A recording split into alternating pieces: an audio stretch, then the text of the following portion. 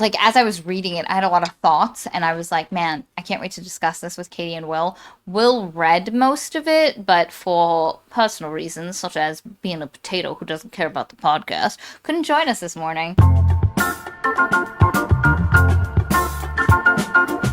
We should do it together. How the fuck do we do it together? We have completely different intro styles. I say the same thing every time in the same way. Wait, Hi guys, and welcome to another episode of your favorite podcast, Unresolved Textual Tension. It's me, your host, Maria, and today with me I have my lovely co-host, Katie. Yes, it's just me and Maria, because once again, we are the backbone of this. We are the ones that toil. Yep. We are the ones that consistently produce material on a regular basis. Amen. We are the backbone. We are carrying this podcast on our backs. Will's not here. He had stuff to do, but he did read the book, so he did do some work. Yeah, he did, and he'll end up, Will, mention, put above on the screen that you're actually editing all of this, and that we make a mess, and it causes you to have to do more editing. Though I did come specifically to Katie's house, so he'd have less editing to do. Look at that. I drove here. I don't live here. Is this my house? No. It's not. I don't have a house. But we are, she's not the only one without a house. Today we are talking about a book called Starling House. By who? Alix something Harrow? Alix, I think? Alix Harrow? By Alix E. Harrow. And Starling House is about, what is it about, Maria?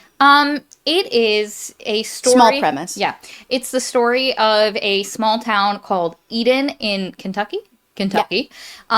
And that is plagued by a lot of the problems that small, rural country towns, southern country towns have. And our main character is a poor, semi-homeless 26-year-old who has been supporting her younger brother, who's 10 years younger than her most of her life. Her mom died when she was young. And it's her surviving, but also interacting with this specific house that is in this neighborhood, that is in this town that nobody interacts with. It's the Starling House. There's a lot of myth and legend surrounding it. What happened in Your it? typical Boo Radley, esque vibe thing. It literally gets specifically referenced to a literary term called illusion. There's many allusions, oh my god, to many things in this. It's actually pretty interesting because it makes it feel very real world, especially towards the beginning. But yeah, no, there's this kind of mystical feeling house in this place in Kentucky, and she always feels like it's called to her. Almost like she should belong there. Yeah, she has a lot of dreams. Yeah, but alas, she works at a tractor supply store, and she has to work hard every day in order to support her brother and his potential dreams as a filmmaker. And this story is her finally interacting with the house, and the story that then ensues from there once she finally knocks on the door. If you are interested in a book that has a gothic tone, that has lots of heavy description, pretty descriptions, that is a ghost story in some ways. With a not necessarily, not a classic main character. She's a bit unlikable, unreliable, one could call her, as a narrator. Yeah, that would be appropriate. So that's the general gist of it. If you want to read it, let's give it a rating real quick for those. So our general, how we felt about it, there was parts of this book I enjoyed. I think Harrow is a very talented writer. I find structurally this book has some problems. It also, one of what should be one of the fundamental parts of this book is very weak. It's kind of a lot of the surrounding parts of it are well done or fleshed out, and then this there's a central thing that's a bit weak, and then there's a conceit to this book that I really liked, and then in the last third it throws it away and it gets very messy in the sense that you're what I thought this thing that you think is going to be really important the whole time, and the story's identity seems like a mistaken identity by the time you get to the end of the book, and it's a little frustrating. That, and also it is a romance, and I really like what romance there is in it. I think it's so it's kind of refreshing because we have two characters that aren't, like, not that it's mind-blowing to have an unattractive character, but we have two characters that are not attractive. We have, they don't have the best personalities. I would argue we could have gotten more characterization of those personalities, but that's neither here nor there in this description. If you like, I don't want to say abnormal, if you like not cliche. Conventional. Yeah, conventional. If an unconventional love interest, this book, if you're, I think, was it not, I don't know if it was Thea or Miss Allie Snow. Someone said that sad, grumpy old man, but young man. Yeah. And love interest. Like, if that's your, like, thing, this male love interest is that he's sad, melancholic, old man, grumpy, but also young man at the same time. And with like, but also long boy. You know, him a long, like, kind of hunched. He kind of reminded me of a couple of different characters. It was Miss Allie Snow. Yeah. The character from the Harry Potter movie, the Fantastic Beasts and Where to Find Them, the orphan dude that was the religious dude. Oh, that's what I was picturing. Oh, yeah, a lumpy face. So you know what's weird? If we take another actor from the Harry Potter movies, the guy who plays Lucius Malfoy. Yeah, like him. His face with that hooked nose. Yes. But with that body and that... And with long, scraggly hair. But with a, like, long boy stature, because that actual actor is not a long boy. Yeah. There are parts of this that the people who like it like these things, but if it's, like, not your cup of tea, it's going to be a problem. I think outside of all of the personal taste stuff, I think this book does have some, like, major flaws. What? Miss Allie Snow says, the skinny sad boy precious, it calls to us. That is true. It's nice when it's done well. Yes. Because it's such a nice, serious character. And the thing is I am so tired of characters with crooked smirks and, what's his face say? The fucking vampire dude. From the book we just did. Oh, you didn't do it. I didn't read it. I wasn't there. I'm sorry. Lindbergh and Val did The Serpent and the Wings of Night. And there's, like, the main male protagonist is just like smoky, manly, built like a wall. Like, and I'm just kind of a little over snarky romantic interests. I want more serious, straightforward, introspective characters. And so anyway, if you like all of that, you will like this book. And even if you really like Alice in Wonderland, you will also like the themes that come up and the imagery and so on. With that being said, actually, I'm curious. What would you rate this book out of a 10 for you? What would your subjective and your objective be? Honestly, pretty tied. This wasn't a book that I was like tee kicking like Emily Wilde, where like there was my subjective and objective were quite split for those reading experiences. This I would say was pretty like on. I would say like a solid and not in a bad way. I want to guess. Like, okay, guess. 7.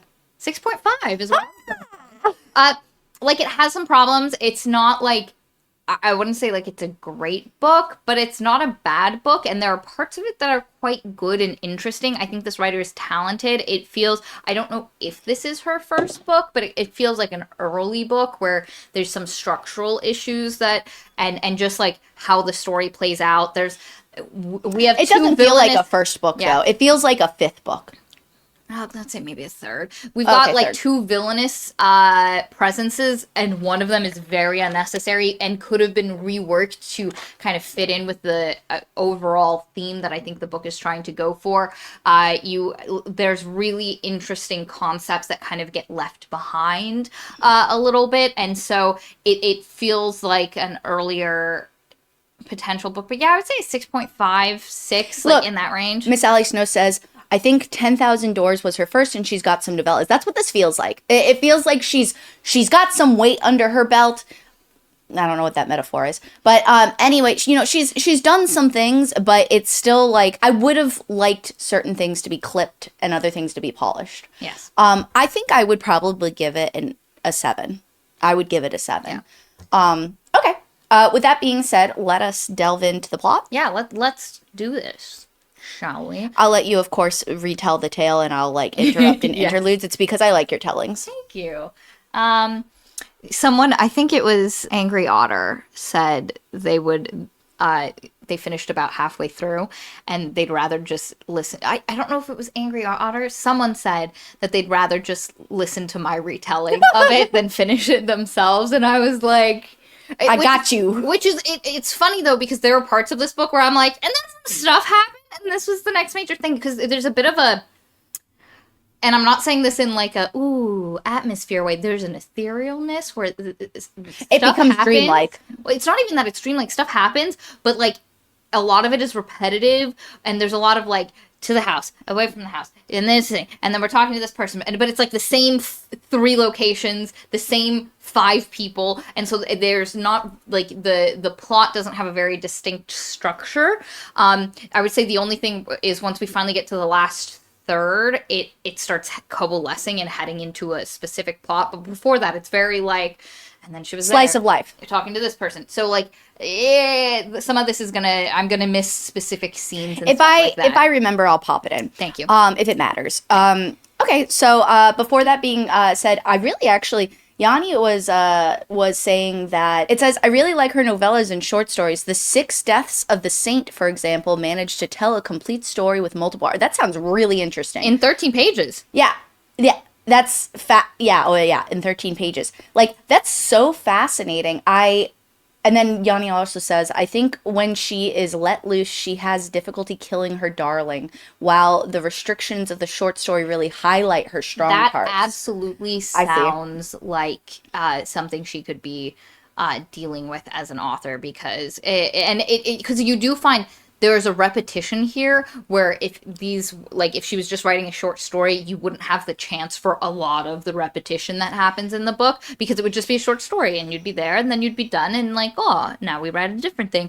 And so that definitely does come up. Chris says that it's very cyclical. She got bored around 60%.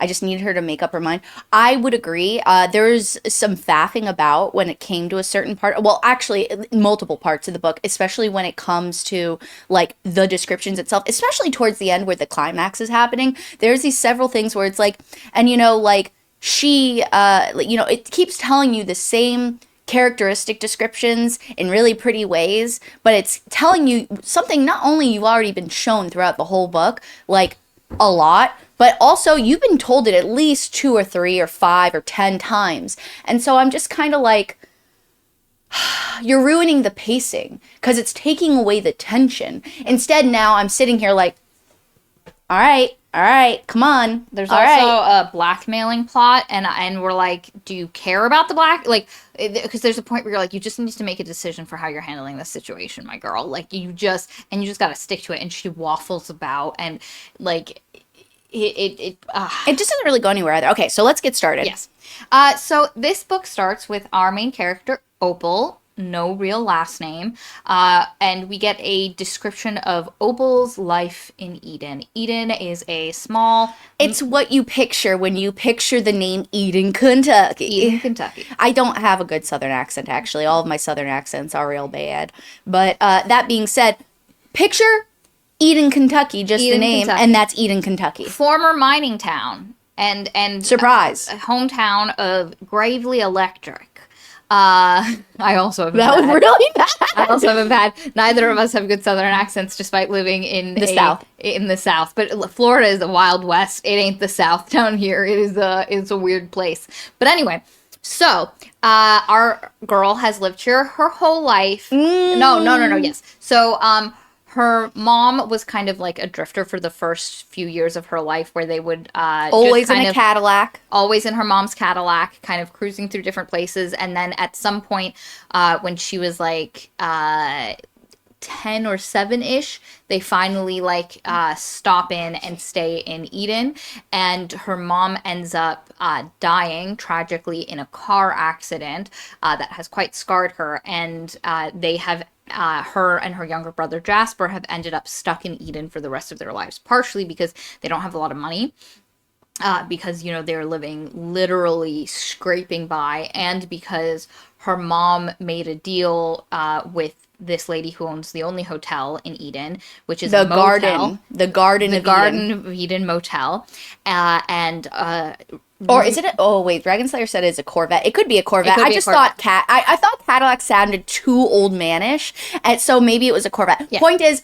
it's a shiny, nice car, one of the only nice things her mom owned, and she was born in the back of it. Yes, when her mom died, she was 11 ish, so her brother was quite young. She fought to keep him, and oh yeah, the Garden of Eden motel, her mom had a bet with the lady who owned it, this crotchety old lady with short hair named Bev, and basically her mom looked into getting free rent out of this particular apartment, room 12 at the Garden of Eden. So they've just lived there for most of Jasper's life, and for the past 15 years of hers, living in the Garden of Eden motel, because like they don't have to worry about paying, but they are just barely scraping by at any point. Her brother has asthma. She works really hard to try afford his asthma medication, which they buy online, kind of off of shady websites.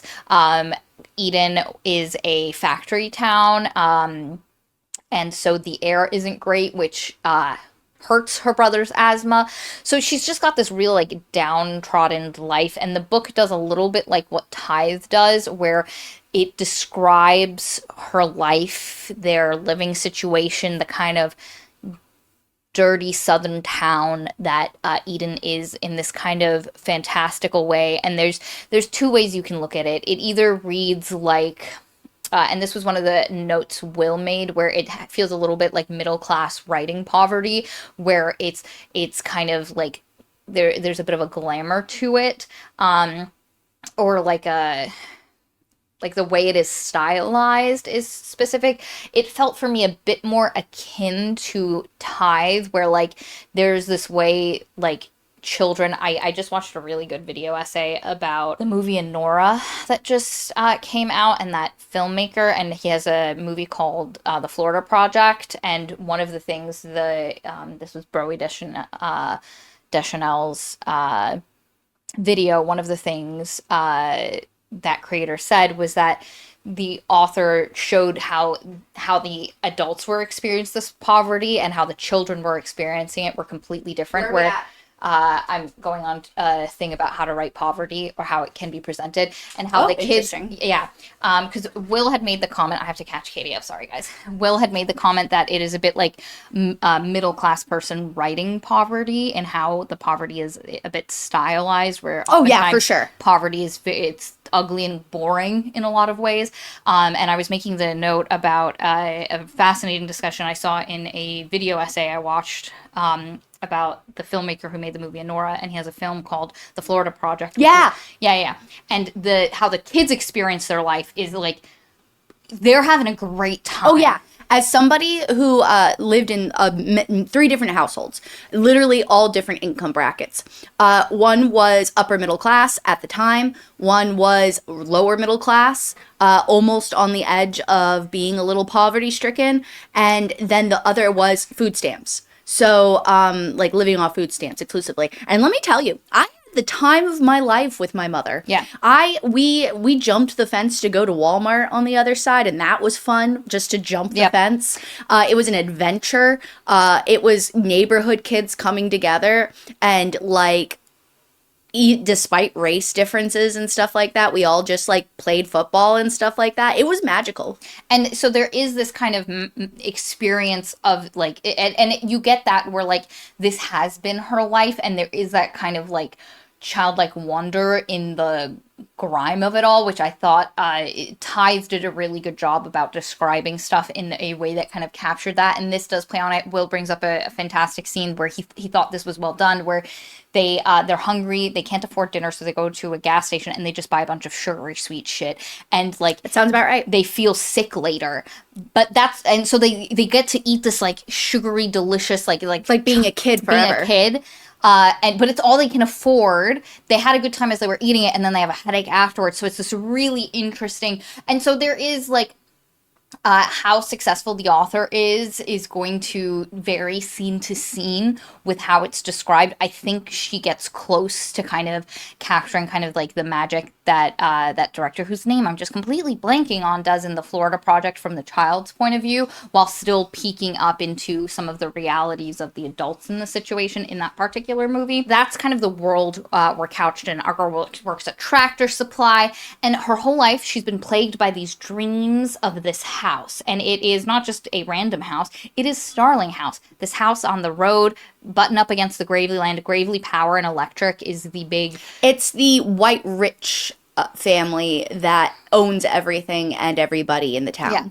And this used to be a mining town. It is no longer because the mine ran dry quite a while back, but they still do power. There's a factory that people work at. Yeah, actually, real quick, just so that way we can have it preemptively set up, there's a couple of landmarks in this town that are really important. Of course, there's the Garden of Eden motel room that they call home. Then there's the Starling House, which is kind of like, that really old Victorian looking mansion looking area, Boo Radley-esque, as I said, and it's off off the road in the back, so it's very like romantic looking if run down. We also have, again, the mines. We have the Gravely mansion house, which is not outside. Yeah, it's outside city lines, and it's known for its like smiling jockey statue that's out front, so it's like cheap, not cheap, but it's that tacky richness. You know what I mean? He doesn't have gargoyles. The family doesn't have like beautiful architecture. It's that tacky American nouveau rich kind of thing vibe. And we also have the ash pond, which is a runoff from the factory that is full of what's it have in it again? That's poisoning everything. What is it? Not arsenic. It's fly ash, isn't it? That's why they call it the ash pond. Yeah, but what the minerals or whatever, it doesn't matter. I think it's arsenic. I don't think it's arsenic, but it's something else like that that's poisoning the water. So all the fish are belly up. It's like pollution. And alongside that, we also have the river that runs through the town, and it's and like a bridge, and that comes up several times. We have the Tractor Supply store. We have the high school, which we don't go to very often. Big Jack. Big Jack is the really big, what kind of mining thing was it? It's the thing that goes, yeah. Right? I forget exactly what it is, but it no longer is used, so it's kind of like this grave site to the former industry of the this mining era industry, industrial era, and so it's just this entire like barren place, and all that's there is the skeleton remains. And as Dragon Slayer said, also you have the library. Yes. You have the library. The library is where one character is that we'll introduce, so it's an important spot, as is the Garden of Eden. I think that's about it, though. Yeah, and so it's really like this small town, and so our girl, she keeps her whole life since she was young, she's been having dreams of Starling House, going in, walking through, experiencing it, having a home. And also, not just that, she read a book when she was little. Her mother actually gave her an edition of it, like and a real fancy like leather or the cloth bound, whatever. And so it's basically Alice in Wonderland, but it's not Alice in Wonderland. It's the Underland. And it is, instead of Alice, we have Nora Lee. And it's the same kind of idea. a girl goes down into the depths of the earth, but instead of it being more like a wonderland, like a colorful, mad, kind of like mushroomy place, it's more of a nightmarish, like underworld, like Hades Persephone type vibe. Yeah. And it's With got, monsters. yeah, creatures that are elongated, have like really Too many teeth, too many legs, too many. spines cracking up through it, fleshy bit. So disturbing, basically. It's supposed to the And general it's a gist. children's book. And it's a picture book with these very specific, and it's written by E. Starling, and E. Starling is Eleanor Starling, the person who built Starling House. And there's this whole mythos around the house that our main character, who has been fascinated, she loved this book as a child, a lot, like really, how a lot of kids who kind of are. This is something that they've just shown connections with a lot of people who have anxiety or have gone Enjoy through horror traumas. because it's a safe place to experience the horror. And then also, it's not just that though. It's a famous book.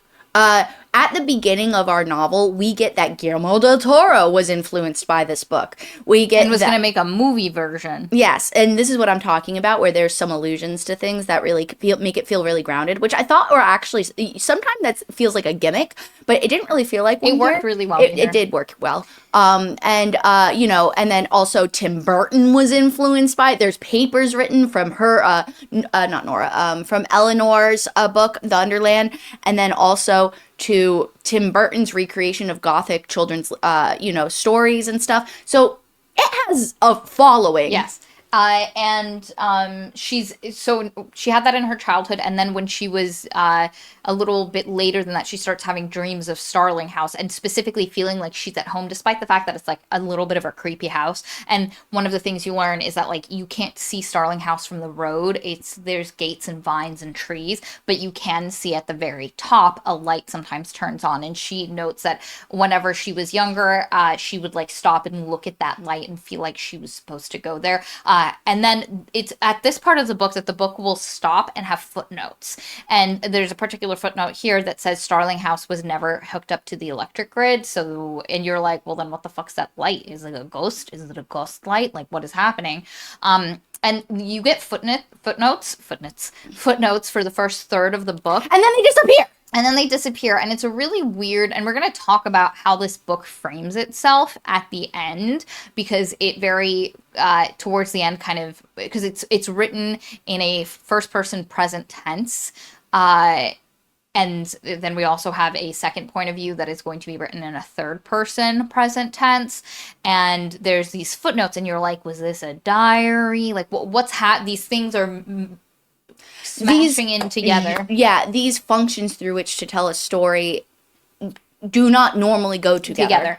And what originally happens with the footnotes is you get this idea of Opal being an unreliable narrator. She talks about how in her childhood, the mine was closed up after a boy got lost in it, but the footnote clarifies that that happened like 50 years before she was born. Yeah. And so there's this like unreliability that the footnotes are setting up with Opal as a character, but then the footnotes leave. They're gone. We never see them again. I mean, literally, they exist for like barely a fourth of the book. Really. Yeah, and there are maybe 5 of them, and while on there, if they had, I'm going to make an argument at the end about how you could have worked these in a bit better because of what the end of the book tells you about the book itself, but we'll get there. But anyway, so she's like, yeah, I used to write stories, I used to be creative, I was fascinated with the house, but then I realized, no, I needed to support Jasper, I needed to make sure he was taken care of, and I created my wants and needs list. There are the things she needs to take care of, and there's one thing on that list, and it's Jasper, and then her wants list, she throws away. You don't have dreams, you don't have wants, fuck you personally, she just has to take care of Jasper, and so she spends a huge portion of her life just hyper-focused on her little brother and finding only her real meaning in him. Which makes sense. It's because, you know, you are very quickly told that when she's 15, that is when her mom dies. And it's just them two left. And so in order to support him, she's had to lie, she's had to cheat, she's had to get jobs. It's because she was underage. And so in order to keep him, with her, she's had to grow up really fast. And so one of the things that we're told very quickly as well is at her job at the Tractor Supply store, she steals from the till box. So she's not like a bad person, but the town definitely gives her the stink eye and would have given her the stink eye alone for being an outsider and being an outsider that lives in a motel and doesn't have And a is mom. poor and wears thrifted and Goodwill clothing. Yes. So, it's just, she is the sore thumb of the town. And of course, it being a small town, it is a gossip canker sore. Yeah. And she also has a very negative view of the town. Despite it being a place that throughout the book, you realize it's not a place she's willing to leave. She talks about it very negatively, the people in it. There's this idea that the people in this town, they'll see something bad and they'll just ignore it. It is easier to just move on with their own lives than to confront any of the uncomfortable realities. The motel owner, Bev, hates the Graveleys and the fly ash pond because of what it has done to like the natural ecosystem. She talks about how there used to be Luna moths in the area and now there's none. And she gets real, even though Gravely Power and Electric is the economic mover of like most of the people in the town are employed by the Graveleys and working at the factory. And her big goal is she wants to send her brother to a boarding school, a like nice rich people boarding school that he's gotten into. His grades are so good that she sent in an application for him and he got in and she has to pay for, and she's trying to get enough money to pay for, and she's been working a lot at Tractor Supply. And you very quickly realize she hasn't told her brother that she's done any of this. And you think it's something that he must have mentioned that he wanted in the beginning. That this is something that he's expressed. I thought that was well done, though, by the way. And so she's worked really hard for this thing.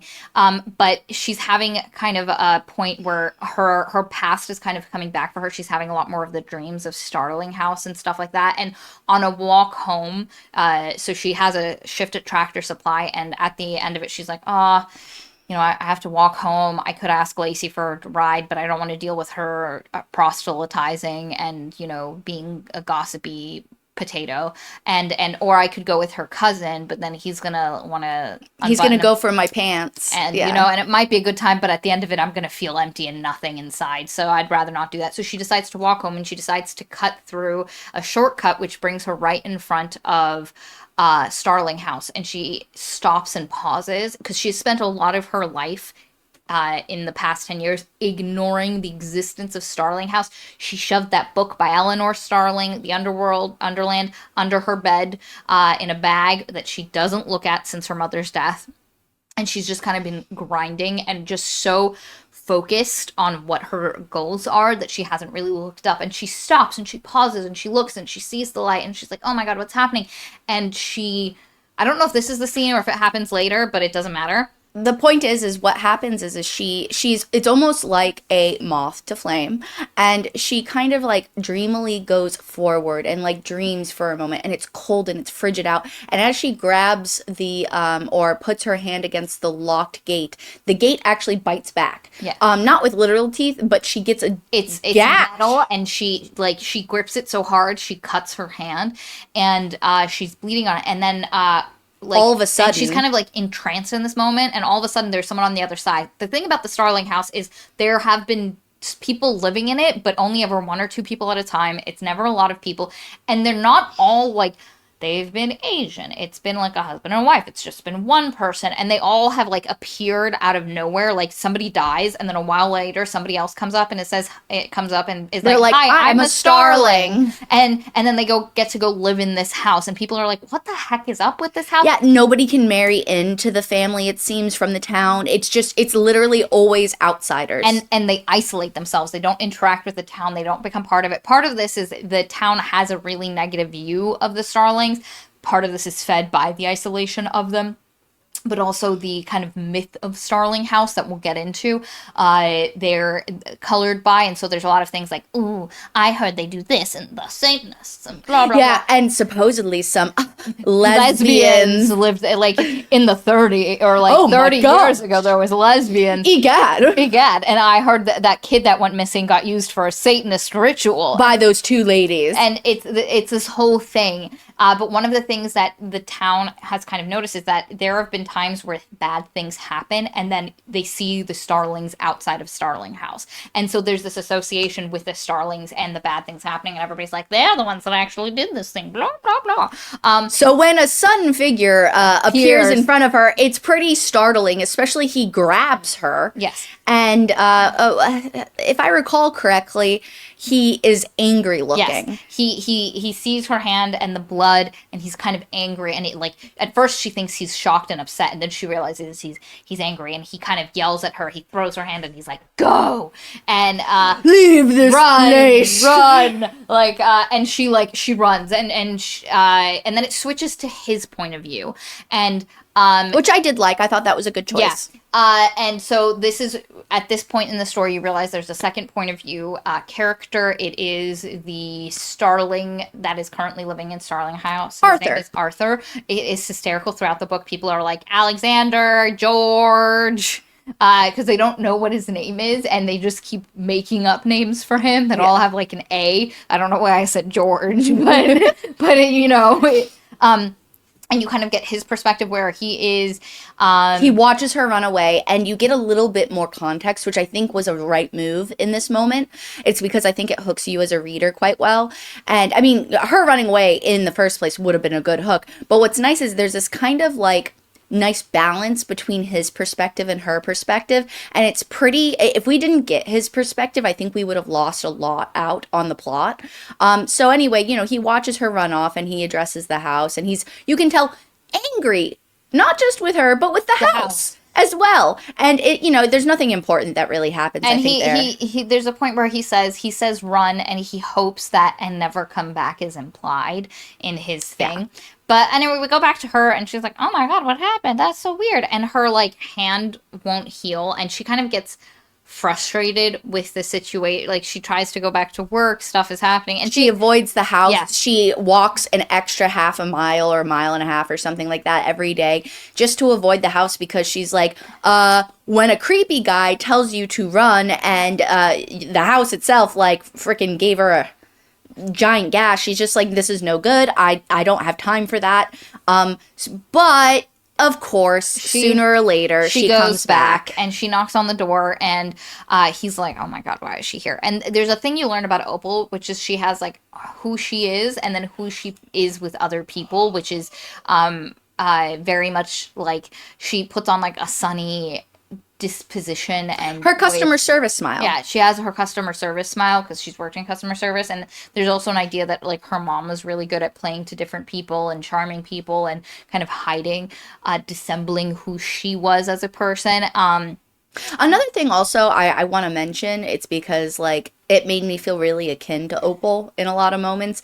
Her mom was also a really big source of the distaste people did probably feel for her, because I think Dragon Slayer said most likely she thought the town hated her more than they actually did. Mm-hmm. But I think they also did have, like, they did have a true distaste for her for a lot of reasons, for being different and all that. But also her mom, she was a troublemaker. She sold pills. She, you know, had unmarried sex. Oh, God. You know, whatever. Children out of wedlock. Yeah, but it's the selling pills part. Yeah. And of course, and her mom, I think, also stole and stuff like that. So, you know, she was a black spot. A rebel without a cause. Yeah, there you go. But yeah, so she goes to the house, and her and Arthur kind of have a confrontation, and, like, the outcome, I'm gonna skip some stuff, but the outcome of it is he's like, be my housekeeper. I'll pay you. He's hoping that what will happen is that by inviting her into that, because she goes there and she's like, oh, I'm a student. Can I just take pictures of your house? And I think it's just her desperate way of coming up with something on the fly. It's because she just wants to be in the house. It's a calling. And so anyway, he's like, no. And anyway, he ends up being like, no, she offers to clean the house, doesn't she? Or does he offer the job first? I don't remember. No, he offers the job because she's asking about the photo, and he's like, what class, and blah, blah, blah. I think she comes, but like, she leaves again and comes back because he's like, no, you can't take photos. I don't know. At some point during this beginning part, oh, you could see one just there in the corner for a second. Farewell. But there's this point where she asks Bev for the story of Starling House. And Bev's the owner of the motel. Surprise, Juan. And Bev gives her the story. And the basic thing is that Eleanor Starling, back in the day, was this ward of the Graveleys, and she was supposed to...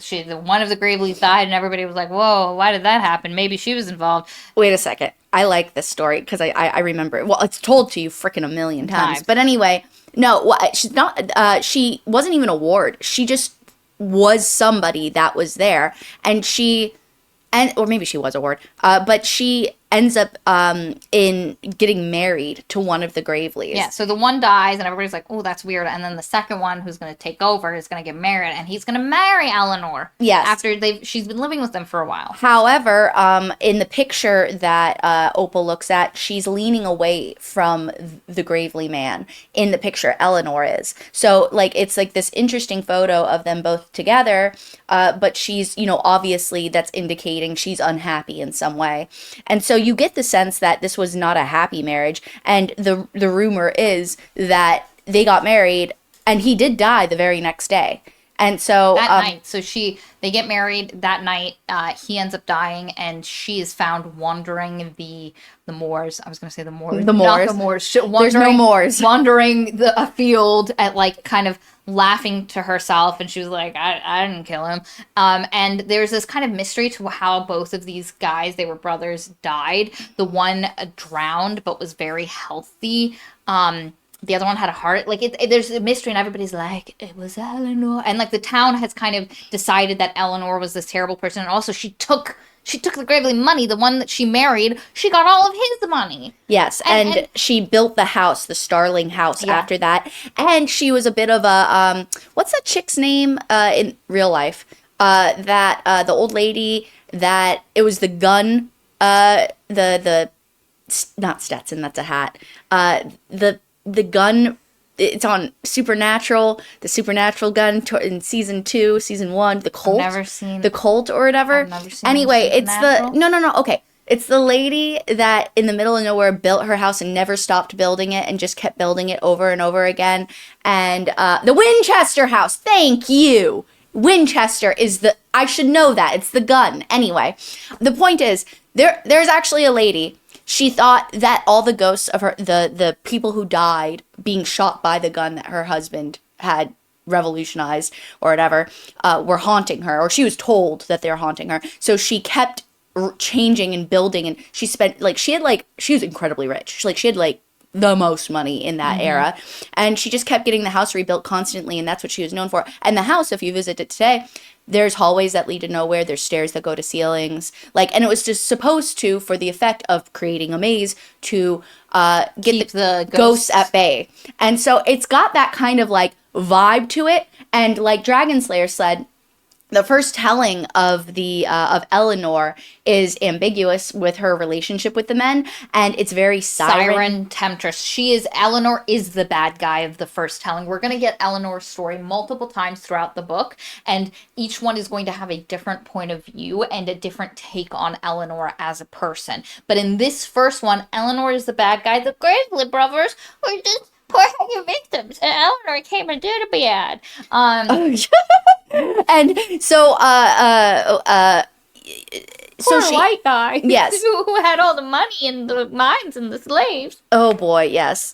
So she learns this now at this point from from Bev, right? And Bev's like, please stay away from Starling House. Like, please don't get involved with them. Like, because she starts asking questions, and Bev knows that when she was young, she was obsessed with Starling House, the book, the whole thing. And she's like, please don't, whatever you're doing, don't do it. And she's like, fuck you, Bev, because her and Bev have a very, like, love-hate relationship where, like, Bev will be like, she'll be like, Bev, you turned the internet off. And Bev will be like, for paying customers, you ain't a paying customer. And then, like, she steals, like, the hot chocolate packets from the continental breakfast, and there's a whole thing happening with her and Bev. But anyway, and she ends up taking the job at Starling House, and she goes to clean, and this begins. So I also have to talk about her brother really quick. Her brother and her have a good relationship, but a strained relationship where because of the role she took upon herself as, like, caregiver and caretaker, she's not always honest with him.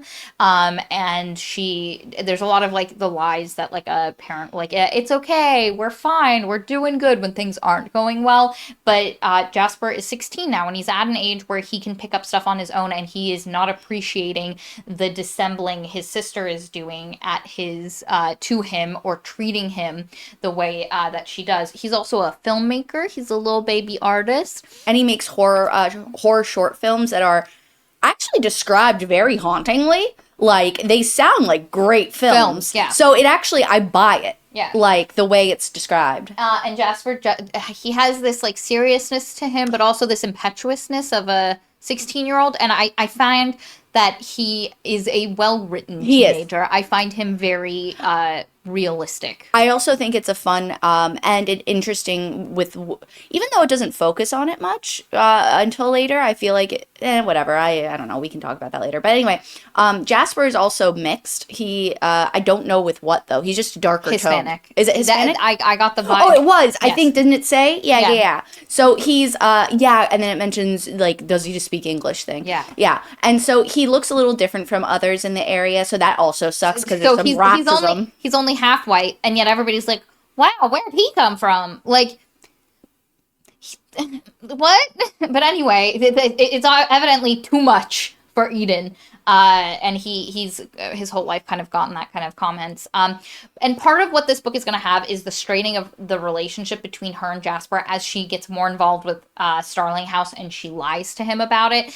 And again, she has the whole, like, surprise of him going to this, like, expensive academy. But when Arthur Starling offers her a lot of money to clean, because he offers her the job, she gets to pick her weekly salary. I disbelieve. You know what? The one thing is like, I'm fine with the premise that so Arthur tells you, the reader, basically that he's thinking, this house is it's not even just filthy. It's literally decrepit. It's like, imagine a hoarder's house, like that level of, like, not trash, but filth, and also just decomposing of the walls. It needs updates. So it's not just something that she can clean and it'll go away. It's something where the house needs to be renovated. And so he's hoping that the job will be too big for her and she'll leave it. I'm like, bro, you're paying her so much money to chill out in the house she wants to be in. But he's also hoping it'll scare her, because things aren't quite normal with Starling House. Hi, Lindbergh. It's fine. We're still literally in the beginning. We're in the beginning. She took a job at Starling House, and we're talking about it. But he's hoping that giving her this job will give her enough of a taste of Starling House to get her to go away and see that it's a weird, creepy place. And unfortunately, the flip side of that happens where she loves Starling House. And the thing is, Starling House is alive in the sense that it wants things and it responds to the people within it.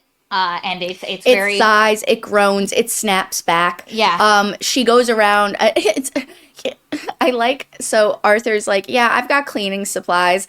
And she goes under the sink, and it's been so long, and I'm sure hot in the house, that the Windex bottles or whatever, the cleaning bottles, have, like, morphed together. And she's just like...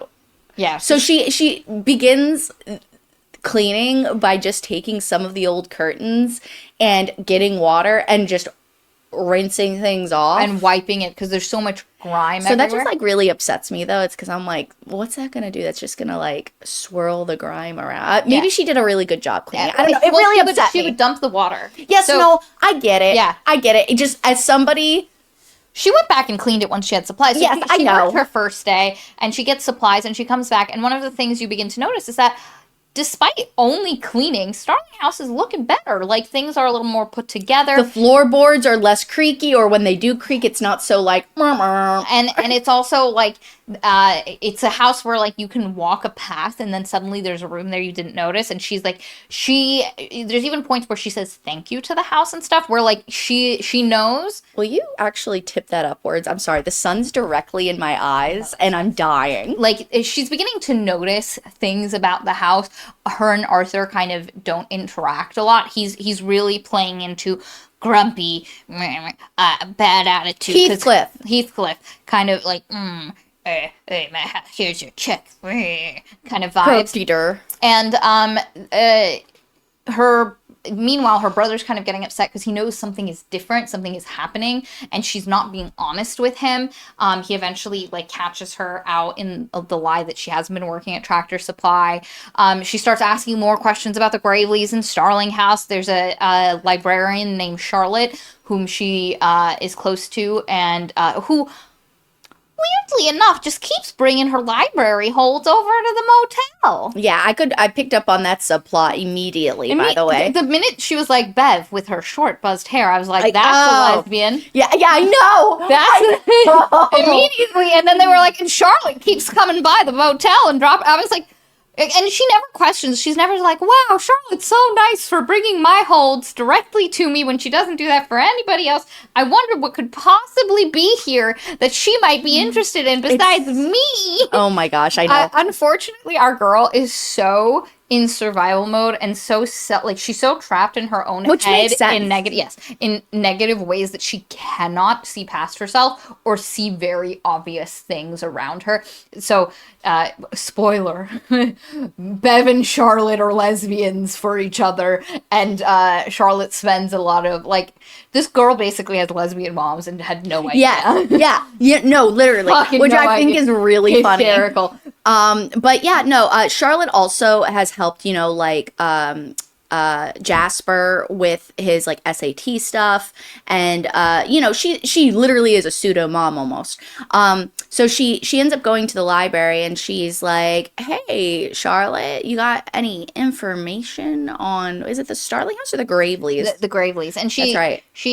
Charlotte has been putting together a history of the town, and so she has a lot of stuff from the Graveleys, and one of the previous Graveleys just gave her like a boatloads of files and papers and stuff, and so she has a lot of it, and she offers, because the Graveleys and Starling House and the Starlings are tied together quite a bit. The Graveleys want the Starling land, the Starling land is technically Gravely, like there's a whole thing, and so she's trying to put the pieces together. And one of the things Charlotte tells her is that Charlotte interviewed a lady whose dad, so the Graveleys were slave owners, and the majority of the people that worked their mines during the heyday were slaves. And it also talks about how Kentucky... The heyday of the mine. The heyday. Because it's the country. Yeah. It's hay. Like a horse. Mm-hmm. I'm sorry. Continue. But there was a point where after the Civil War where like slaves were freed, but like not in Kentucky. Like Kentucky was still it was just south of the Mason-Dixon line, and it was. And if you don't know about the Mason-Dixon line because you're not American, and if you are American and you don't know about it, my Lord, Google it. Jesus Christ! The people who aren't Americans, not you. Yeah, Google it, but like, not shame on you. But anyway, and but yeah, sorry. There was the slaves working the mine, and the mine was like, they were being asked to go further and further in to where it was dangerous because they were running out.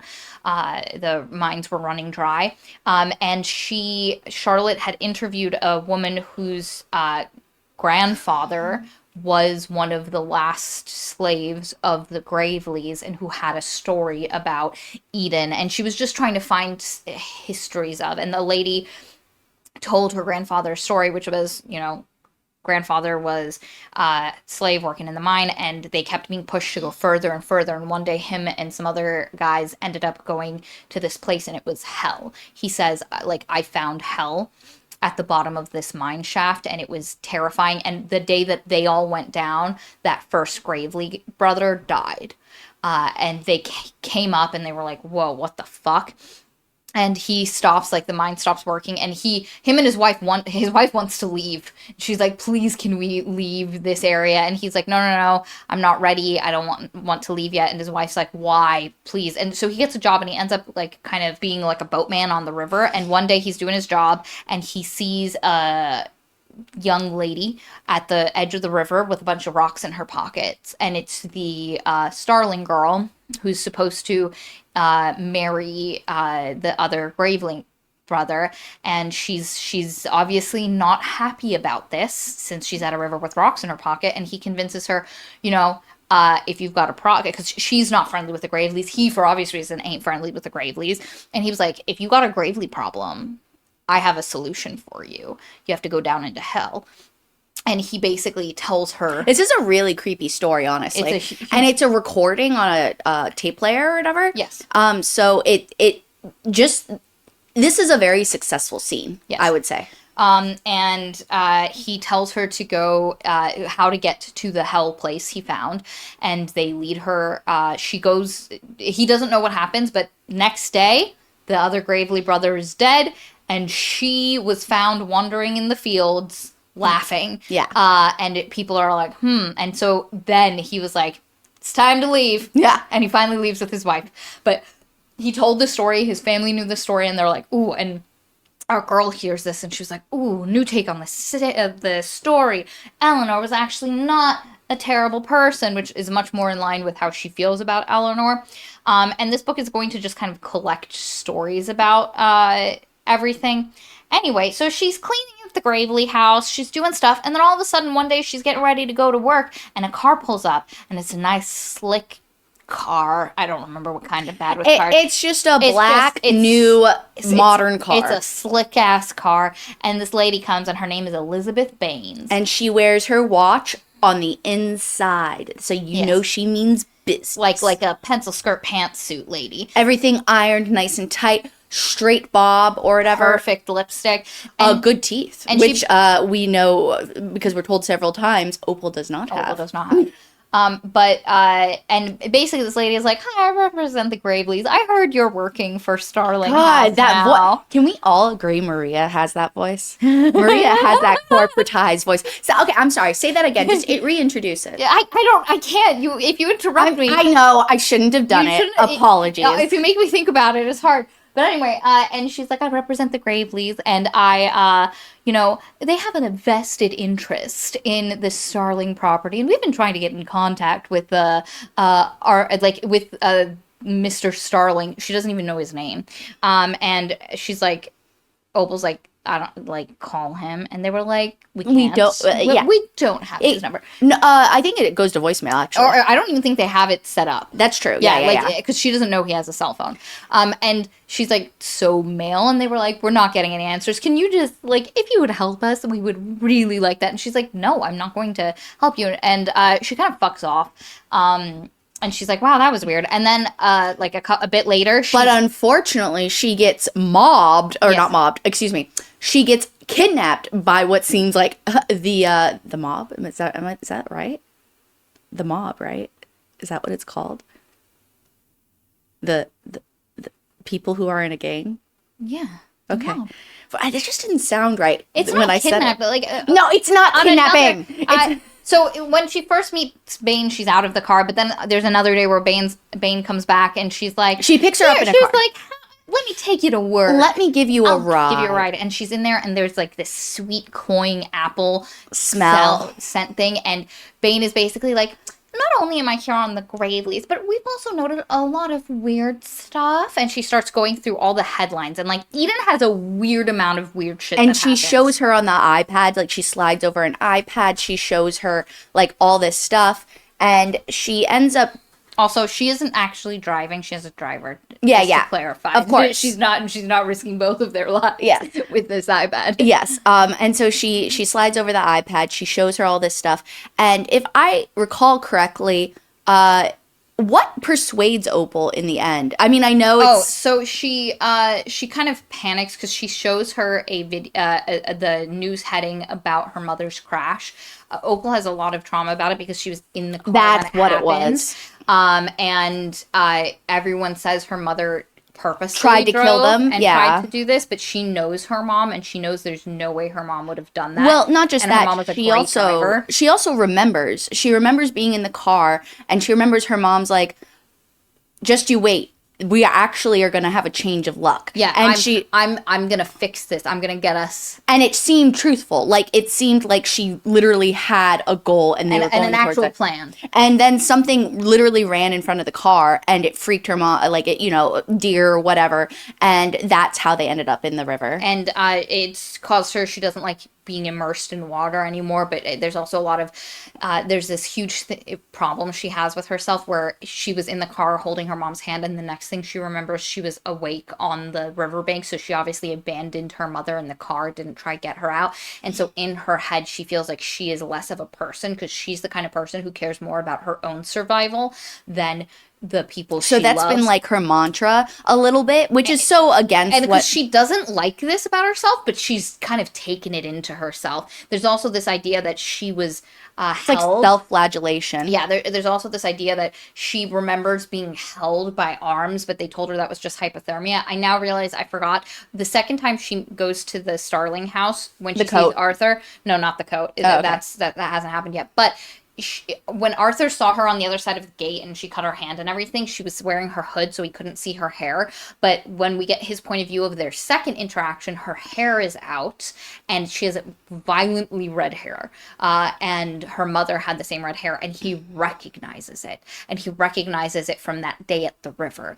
And he doesn't go beyond that. And it doesn't tell you anything else, and so you kind of realize that there's a connection between Arthur and the day her mother died, and he was somehow, because it was connected. He said, her hair was wet with river water, and you're like, oh my god. And then you remember the part where she says there was arms holding her, and you were like, oh my god, Arthur pulled her out of the craft, he saved her life, or something. But he very, very vividly has this sense of guilt that he owes her.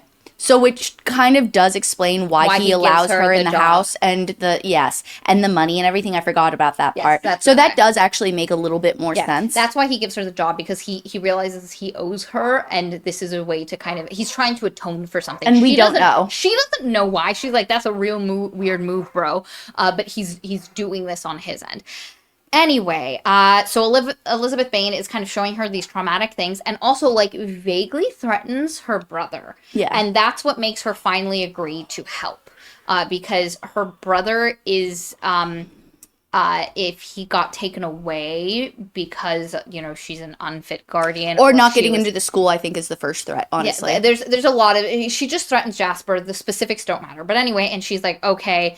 And she ends up telling them everything she's seen at Starling House up to this point, and the stuff that has happened. And she gets dropped off on the, lawn. We kind of it goes to Arthur's point of view and his experience of like, these people have shown up before and he's always just ignored them, and then he sees the car, and then all of a sudden our girl Opal is throwing up on his front porch on his shoes, and he's like, oh no, they drugged her, and she tells him, they want me to talk shit about you, and I told them stuff, and he's like, oh. I did like that. Yeah, it's one of the first moments where she's like honest with people, and like, let me tell you, the moral of this story is if people just talk to each other and communicated. Well, what a curious theme that we haven't encountered before recently. No, we haven't. But like, also just communicate, motherfucker. Like, y'all need therapy. Therapy would have solved a lot of problems in this book very quickly. That's like all books. Yeah. Oh my god. Anyway. Well, I mean, some of them have like other things happening that aren't therapy solvable. But anyway,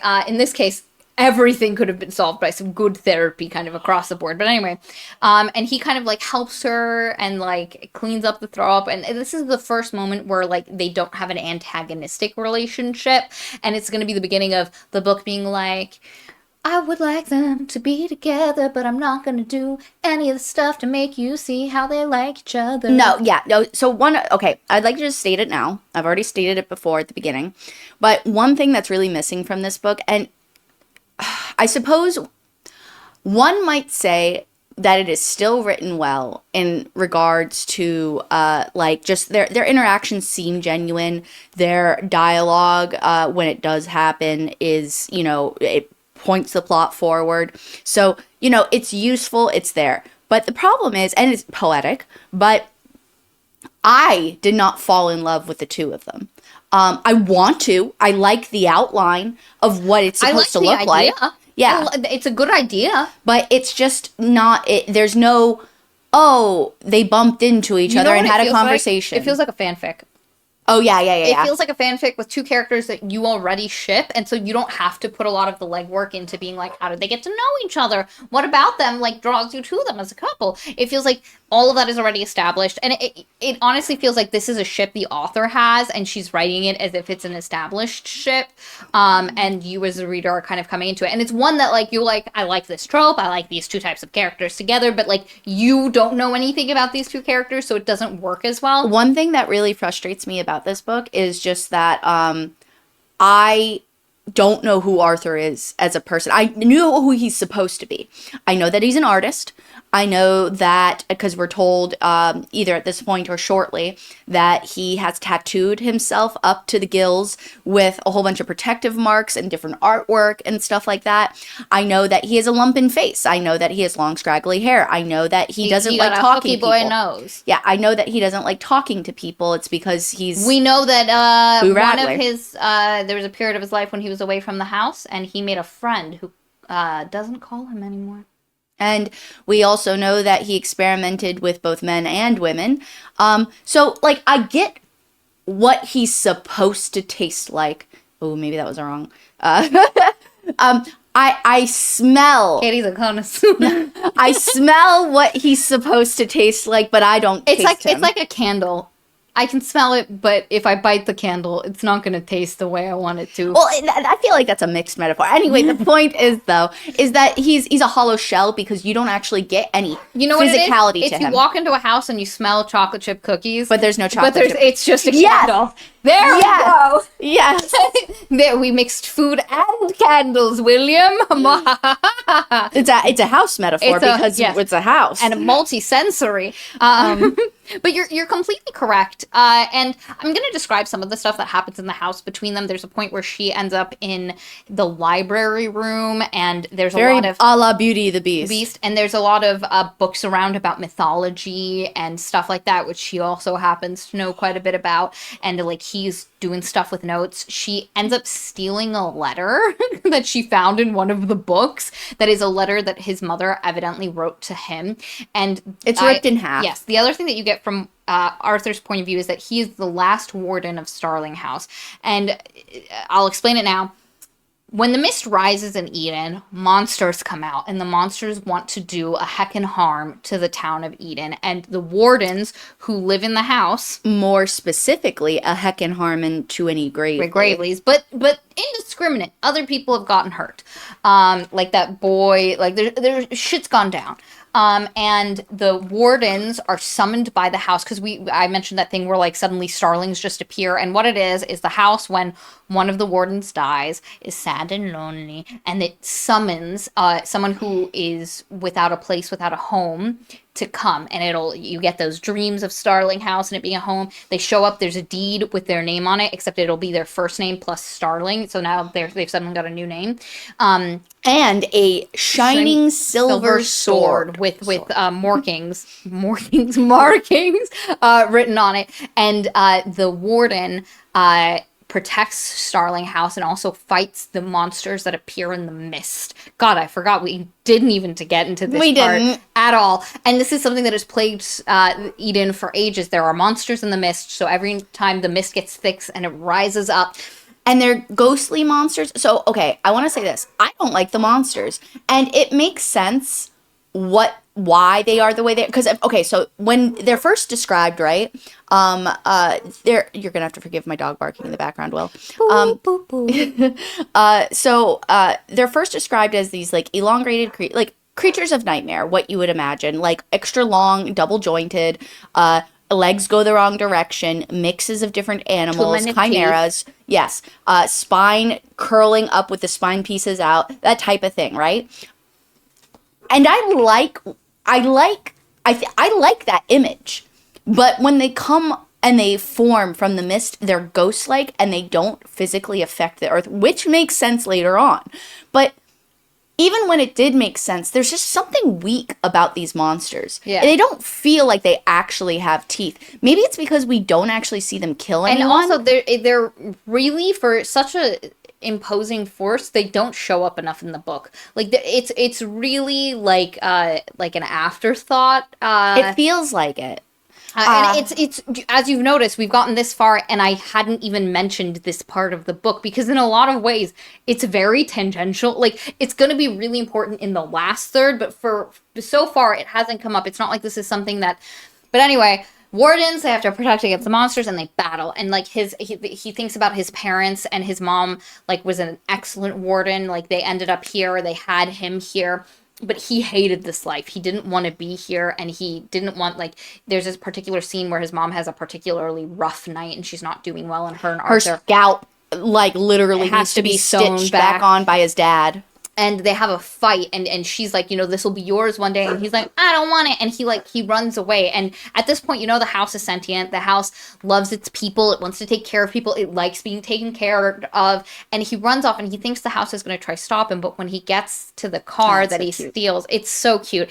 Understand it. The way this book does this house bad in the end is so frustrating, but in the truck is a bag of peanut butter sandwiches, PB&Js, and his like a packed, like, the house loves him and wants him to be happy, and so he fucks off for 2 years.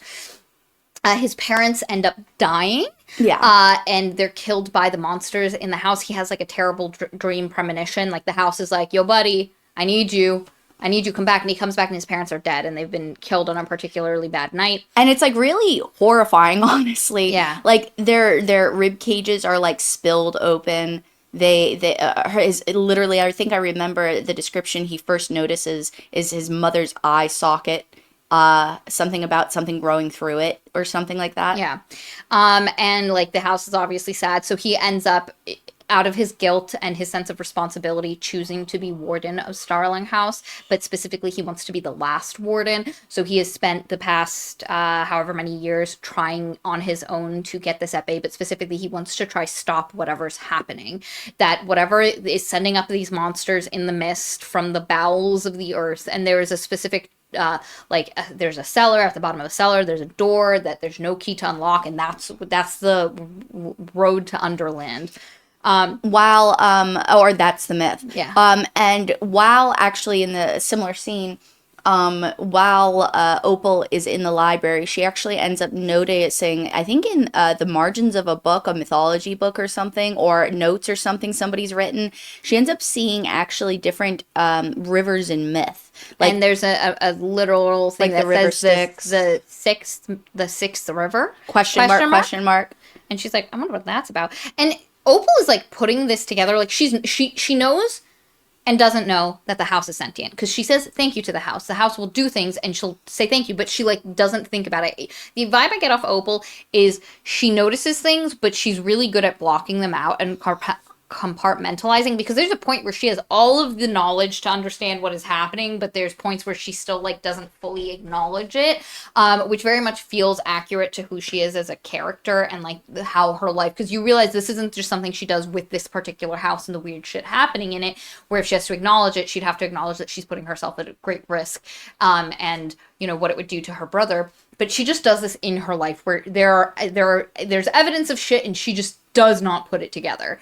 Like she has all the pieces. Really, I get the vibe. It's more like, that's not my problem.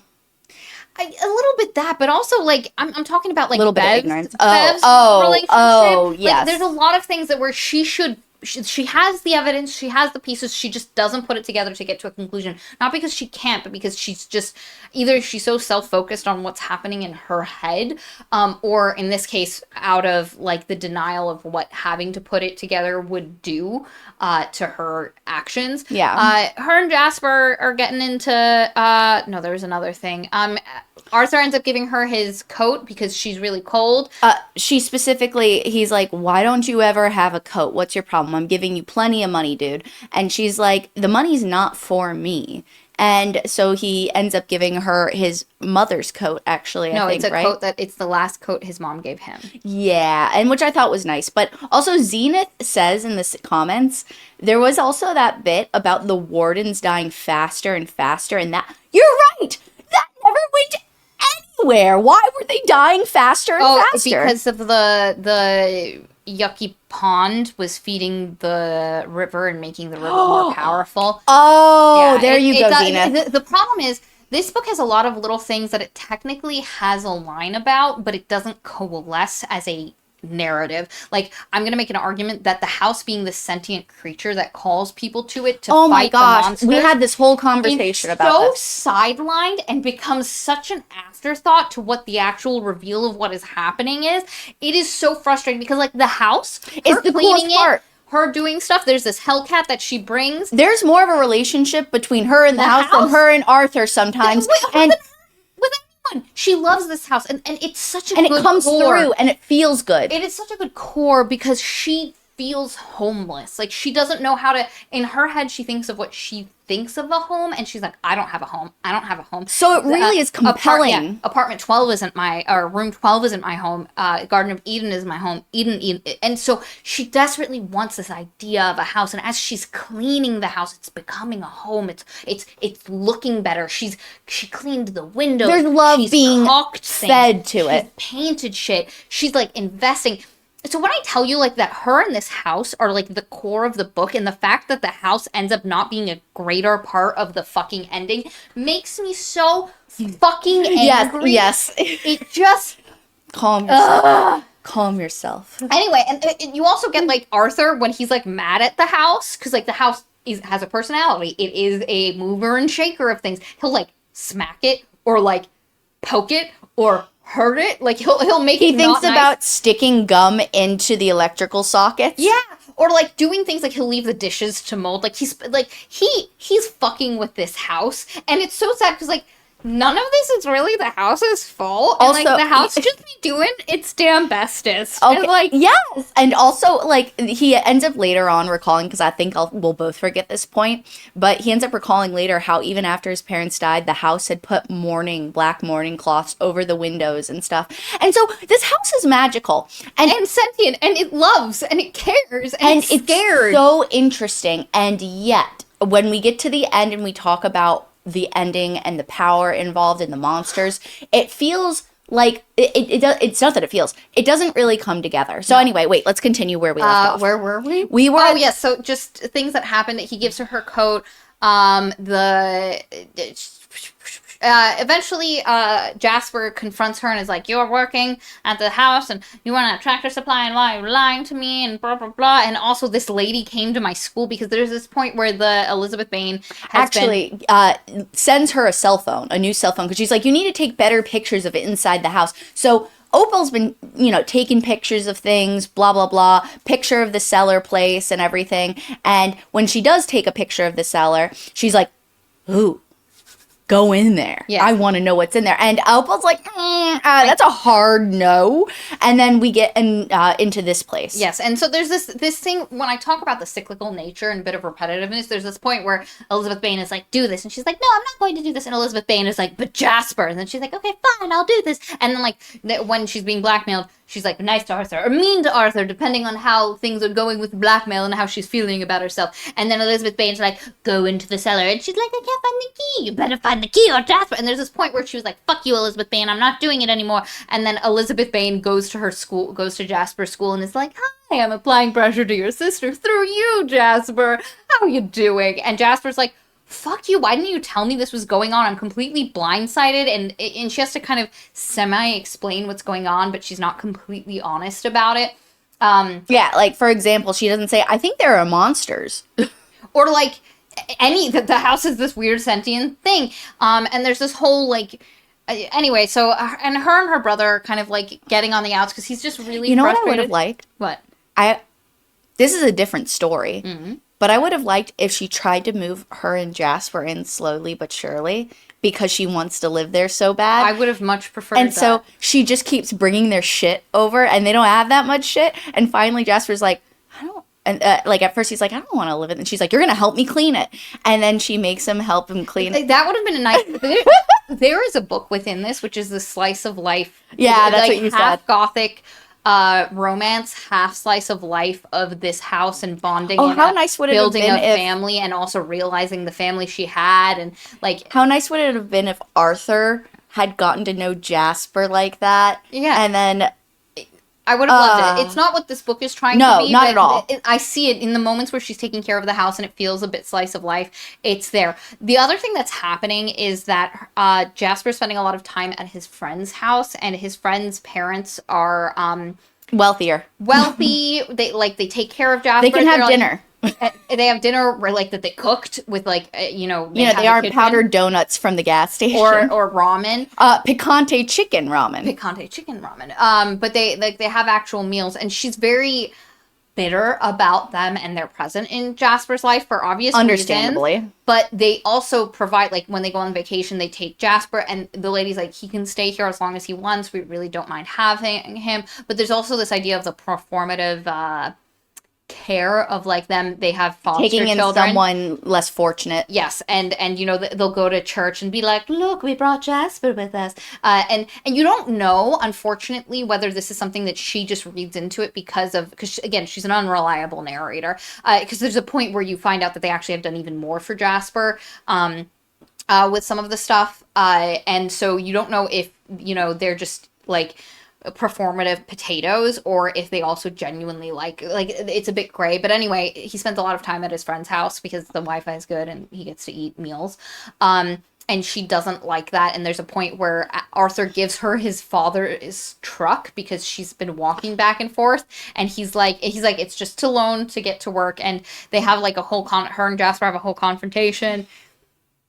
Stuff is happening. The next major thing is can I just mention at one point, so Logan is the name of his Jasper's friend with his family, and there's this one part where Opal, it's an unimportant part, but she calls Logan to see where Jasper is, and Logan's obviously high from smoking weed, and I'm just like, wait a second, you're telling me Jasper hangs out with someone who has weed and isn't smoking it himself while he's making these horror films? Oh, he absolutely. And I'm like, that would be a reason for Opal to be angry in and of itself.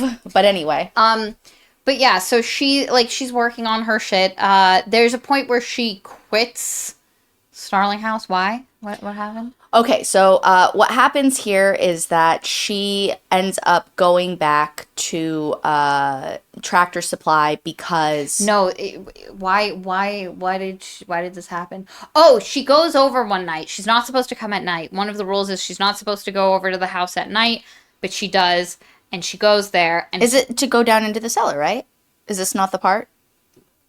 This is because she goes to go into the cellar. Yes, because then he gets mad at her. Okay, so she goes, she's like, oh, shit, I have to do this because Bane went to his school and threatened him. I have to go into the cellar, and she has some of the keys, and so she's like, okay, and she goes to the house at night and goes into the cellar. Arthur isn't about, but she goes into the cellar, and he's actually in the cellar, and he's fighting something. And No, he's not fighting something. He comes down thinking that something has come up, and he almost kills her. Yes.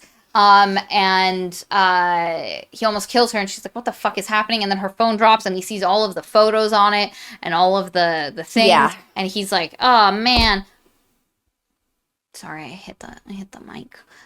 He was like, oh man, why would you do this? And she's like, oh no, blah blah blah. And he fires her, she quits. She ends up back at Tractor Supply. She's ignoring Starling House. Starling House Versiad, because Starling House shipped them together. It would send Arthur dreams of him and her together. There's also this whole scene where something happened, and then he was in a garden tending his parents' grave. Oh, she stumbled. She was looking for him for something or whatever, and she stumbles across him tending to their graves. There's another part too.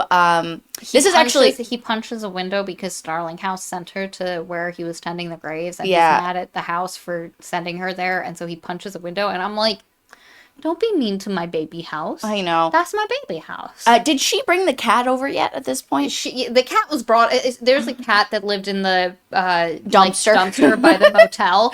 and who she called Hellcat, and she brought it over, and Hellcat has immediately started being No, it still bites Arthur. Yes. No. What I was saying is the house has taken to yes. Being happy with Hellcat's presence, and has started like all of a sudden litter boxes and cat scratching posts are around the house. Like the house will create things for the people in it. Also, the Hellcat likes Arthur despite being still a Thea's dick. corrected us.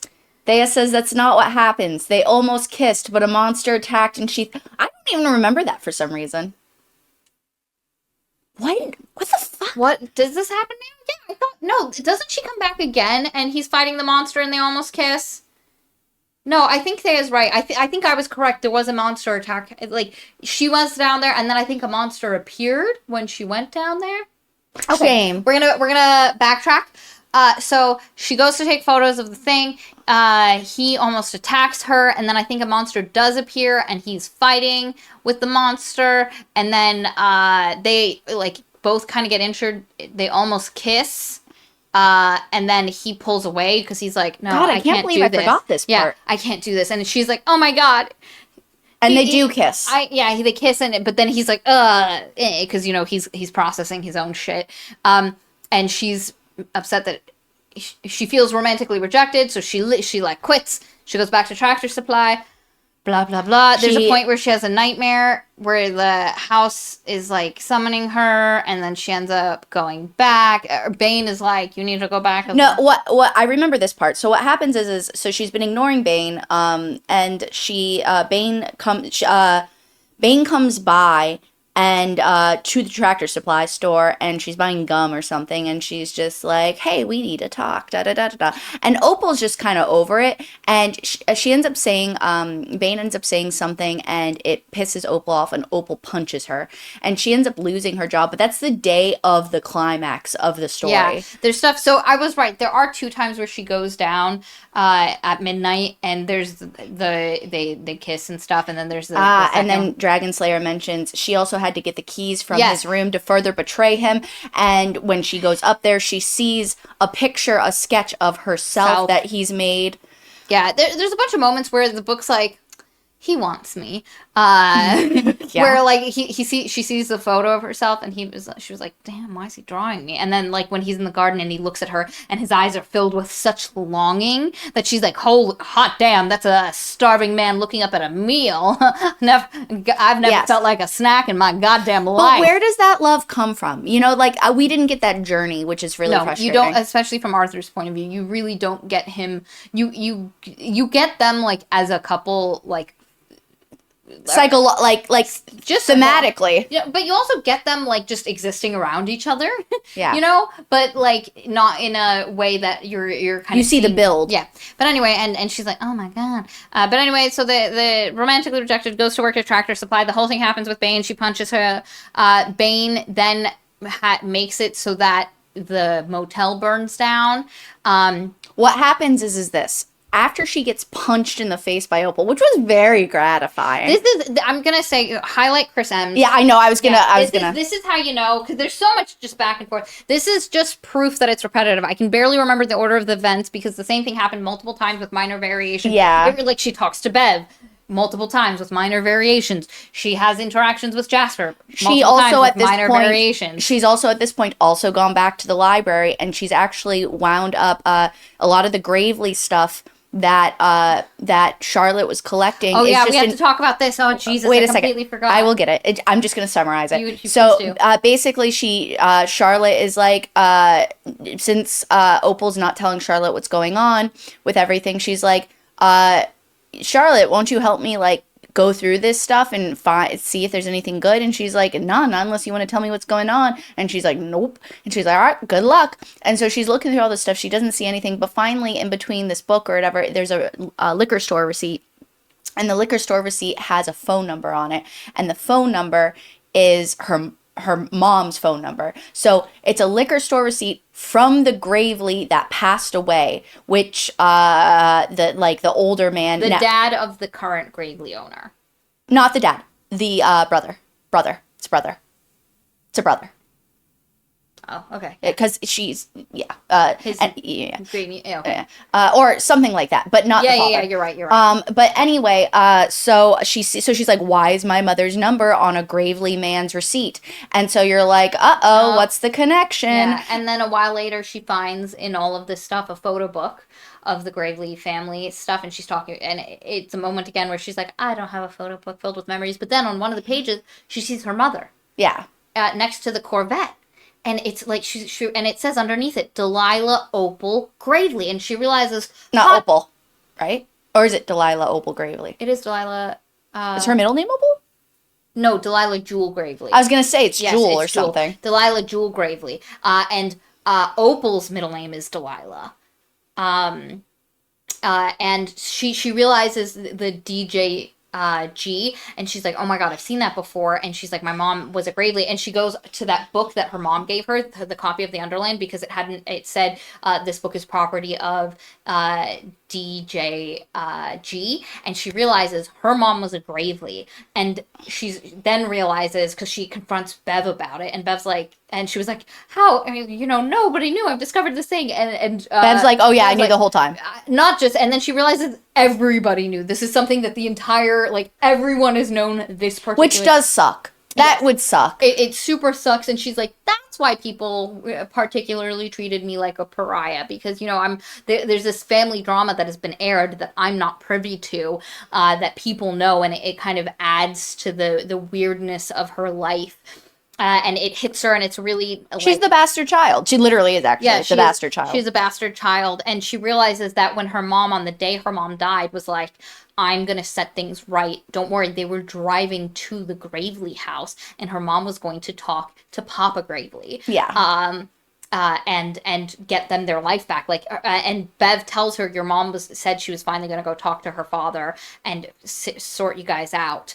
And it's this huge, like, revelation of her mom was good. And then this idea that, like, this is the life she could have had if her mom hadn't died, and all of this shit happens.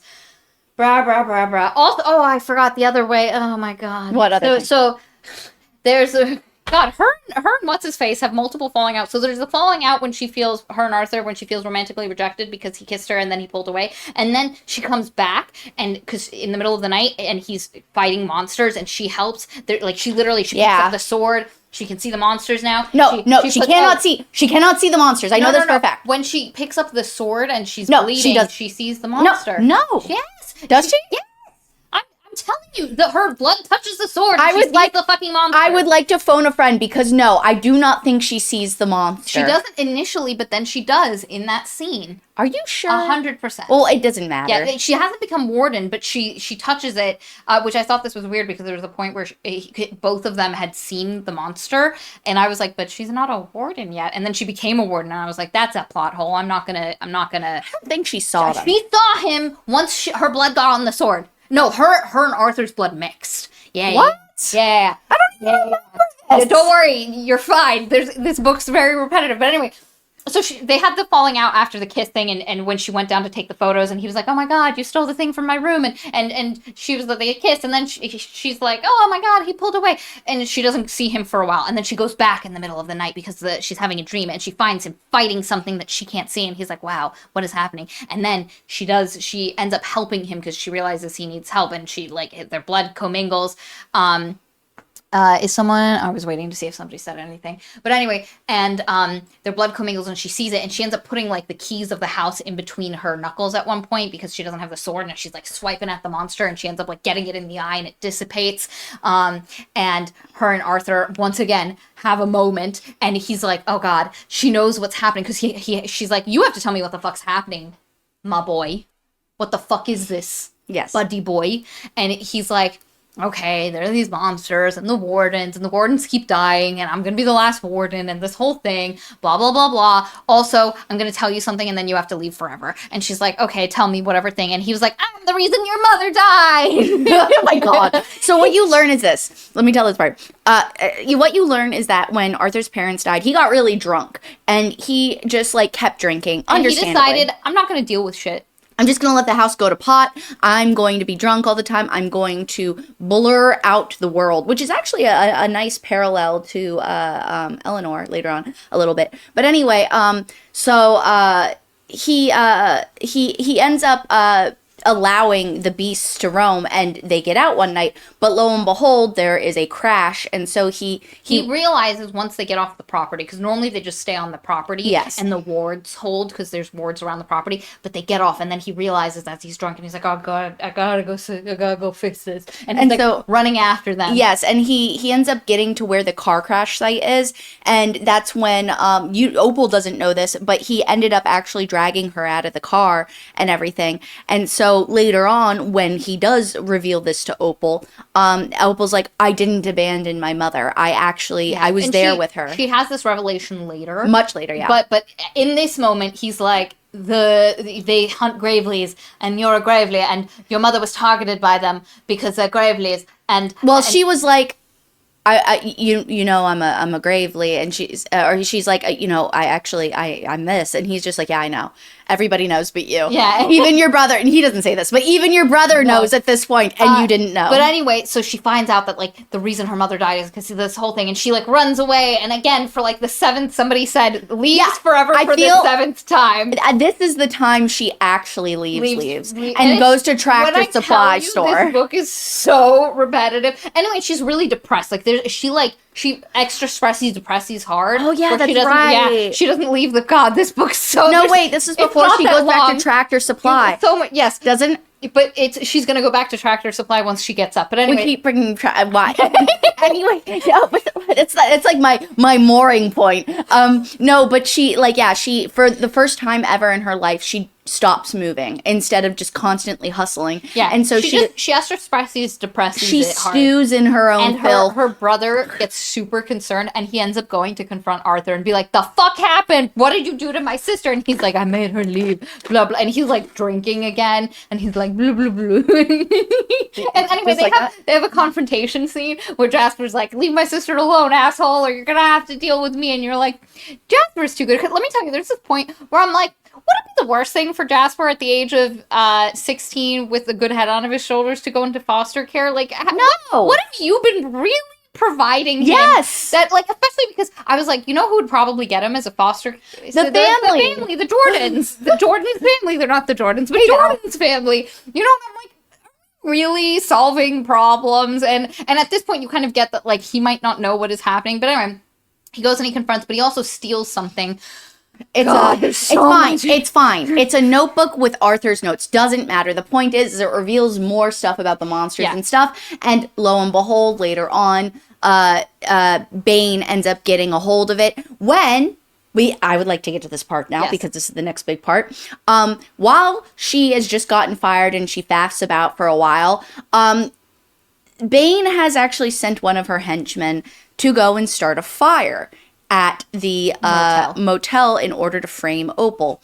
However, for some reason, despite him being a very skilled arsonist, which makes me doubt again, mob, kind of like a mob. Anyway, rich families are like mobs. They refer to him as an operative. Yes. Yeah, right? But anyway, which, you know what I thought? Okay, can I just say this? I thought Bane, she says, when she introduces herself, she says, I work for a company that represents the Graveleys. So she comes from a third party. She's not directly to the Graveleys. And she is obsessed with finding this place. The Aperture, I think is what she calls it, or something like that. And so it seems... she's like, my company specializes in finding places like these or something. So even though she's representing the Graveleys, she's also... The purpose for representing the Graveleys is to find this house, to find what's underneath it. Because they know something weird is happening and that it is something... there are other places in the world that are like this. So... it really sets up the concept of kind of like Control, the video game, or like Also Men in Black or something. Like there is some type of organization out there that's job is to find paranormal supernatural stuff, and that's just gone. Like that is not a thing that ever really comes up. And it's not something that where they're trying to deal with it and they're trying to solve it. I thought that's what was gonna happen. And it's funny because Will's take was that they were gonna militarize it. Like you don't know what their goal is, and it makes them a very ineffective creature. And I'm gonna make an argument by the time we get to the end that she should have just been a normal ass lawyer representative person for the Graveleys, and it would have connected better to one of the things. But anyway, what happens though is the operative goes there to set a fire. Unfortunately, though, luck is not on his side, and for some reason the fire spreads a little too harsh, and for some reason the sprinkler system does not go off. It's because of the creatures and such, and also just like bad luck for some reason. It's a really old that hotel. too. And so the whole thing goes up in flames. And so when Opal comes down the drive and she sees the flame, she's like, oh my god, no, please no. And she thinks Jasper's inside and she freaks out. Yes. And so she runs there. She's like, she sees the mouth of what's left of their doorway. It's flames, it's black smoke, there's a bunch of people there. She goes to almost run and jump into the room because she thinks Jasper's there, and then she's held down by the somebody, and then the police arrest her. I'm like, bro, it's because the operative that's there is like, oh yes, that's her. She was around here looking strange, and it's this matchbook set that belongs to her.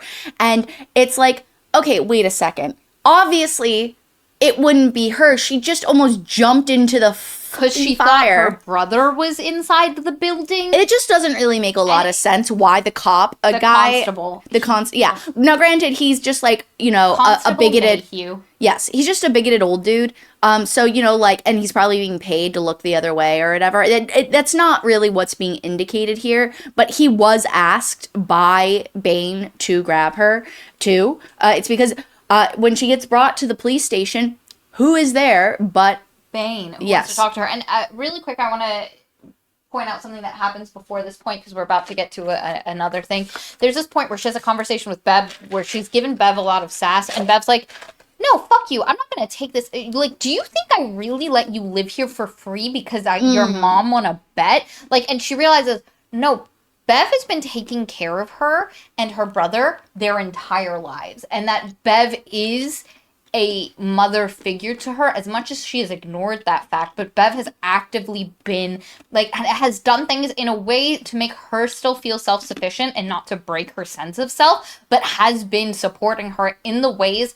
There's the sense that Bev is this gruff person who struggles communicating her feelings emotionally, but also you can't just give stuff to Opal. Like, she's not going to take it if it feels like charity. So the way her and Bev's relationship has developed is around those shitty parameters. But like, she realizes in that moment, oh no, Bev loves me, and that if home is a place where the people you love are, that is a home. This is written very well. This scene where she has with Bev doesn't come into the picture a ton. She comes in sporadically, and you might think, oh, well, then the relationship is not well. No, it's very well developed, actually. In fact, I know more of who Bev is than Arthur is. Yes. And it feels really good in this moment. Like, I think one of the nice touches in this moment that really sells it to me is there's the description that they're sitting on the concrete outside and they're talking about how they first met. So it's a nice parallel, because that's where they first met, is when Opal got stung by 2 wasps and she was sitting out there, and Bev comes out and slaps chewing tobacco on the stings and it gets better. And they're sitting there, and that little story and everything helps build everything, but then Bev scooches her foot to go against touch her foot, her tennis shoe, and it just that really is an image, and it works so good. And the story with the wasp is also really touching. It's also poignant to who Opal is as a character, because even though she was sitting there crying, stung by a wasp, she didn't ask for help. Bev just came out and gave it, and that is their relationship. Bev knows from when she was a child, this girl will never ask to help. So you either have to give it to her in a way that it doesn't feel like charity, or you have to be a bitch about it. Yeah. And so it's this really nice moment, and it's, again, one of the moments that aren't repetitive, which is why Katie and I have been trying to tell it for ages, forgetting that other stuff happened before this. Sporadic, so. Yeah. And but anyway, so that scene happened beforehand. So when she gets taken to the police station, Bev and Charlotte show up, and they're like, what are you doing with her? Why are you taking her? It's my building that burnt down. What the fuck? Why do you have one of my, not tenants? She doesn't say tenants. She said guests. Why do you have one of my guests? And they're like, well, somebody saw her. And Bev's like, well, I didn't see her, and I was there all night. And then they were like, well, you know, that's just happened. And then Charlotte's like, well, no, I was there, and I didn't see her. She was nowhere near. And then for some reason, I thought this was very contrived. This is insane. Very contrived. It's so... The constable guy is like, well, why were you there? Maybe you started the fire. And it's like, what are you, just pointing fingers? Because he still wants to pin it on our girl, Opal, but he's like, but why would you? You're a librarian. Why are you? And it's like, they can't be friends. I know. Like, he's like, but why would you have been at the motel? You don't stay there. You have a house somewhere else. And the book is forcing this, because I love what's about to happen. I do too, but I wish it was just...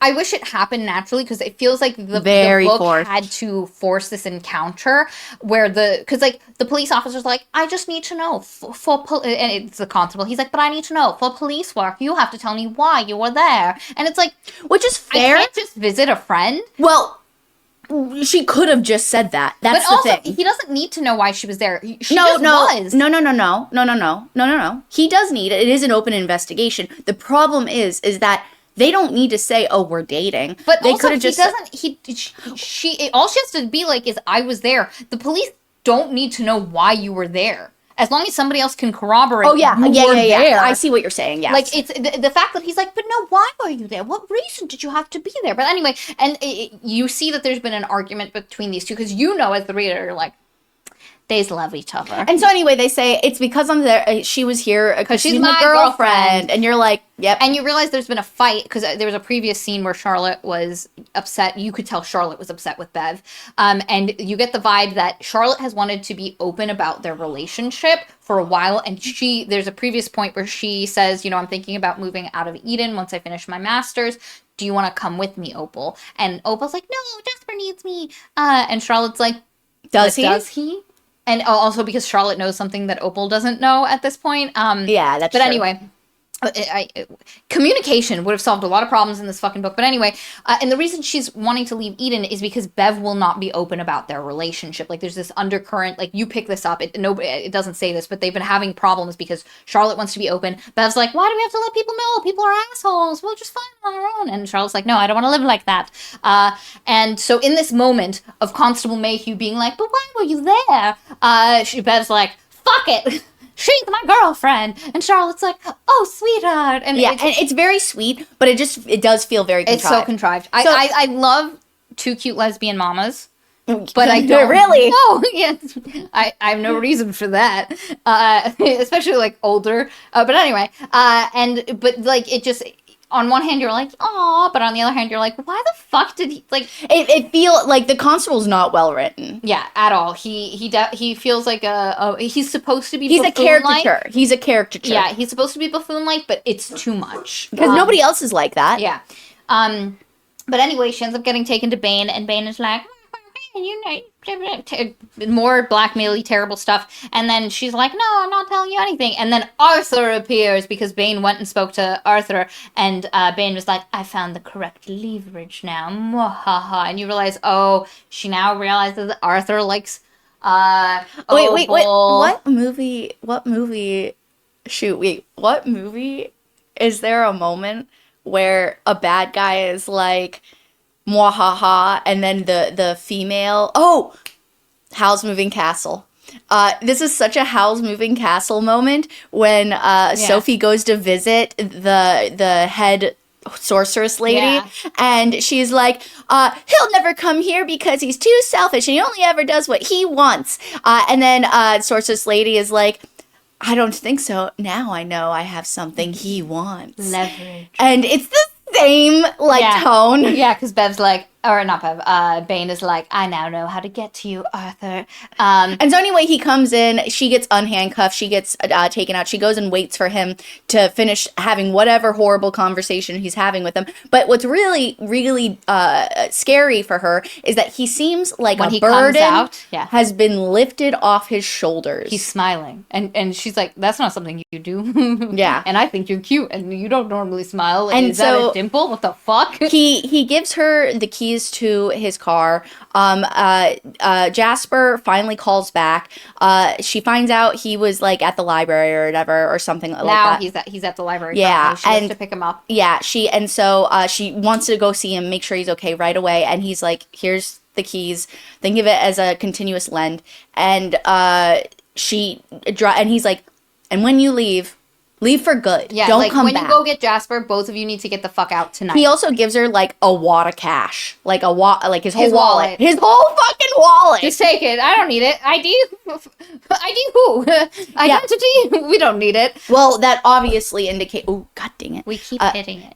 It indicates that he's gonna go do a sacrificial play, some martyrdom. But yeah, stuff. but she's so worried about Jasper, she fucks off to go deal with that. This is the confrontation between her and Jasper, where she's like, "Surprise! I'm sending you to this boarding school," and he's like, "Why the fuck would I want to go to a boarding school?" And she's also like, "And also we're Graveleys," and he's like, "Yeah, bitch, I like."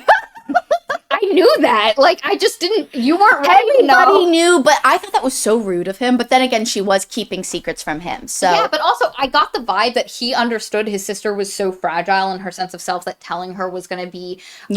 And so he thought it like these are two people who love each other, who are trying to do the best for each other, and so it's kind of funny that these two things mirror. Like she was like, "I got you the school so you can get out, you can leave," and he's like, "Sister, why do I want to go to this preppy? I'm going to college."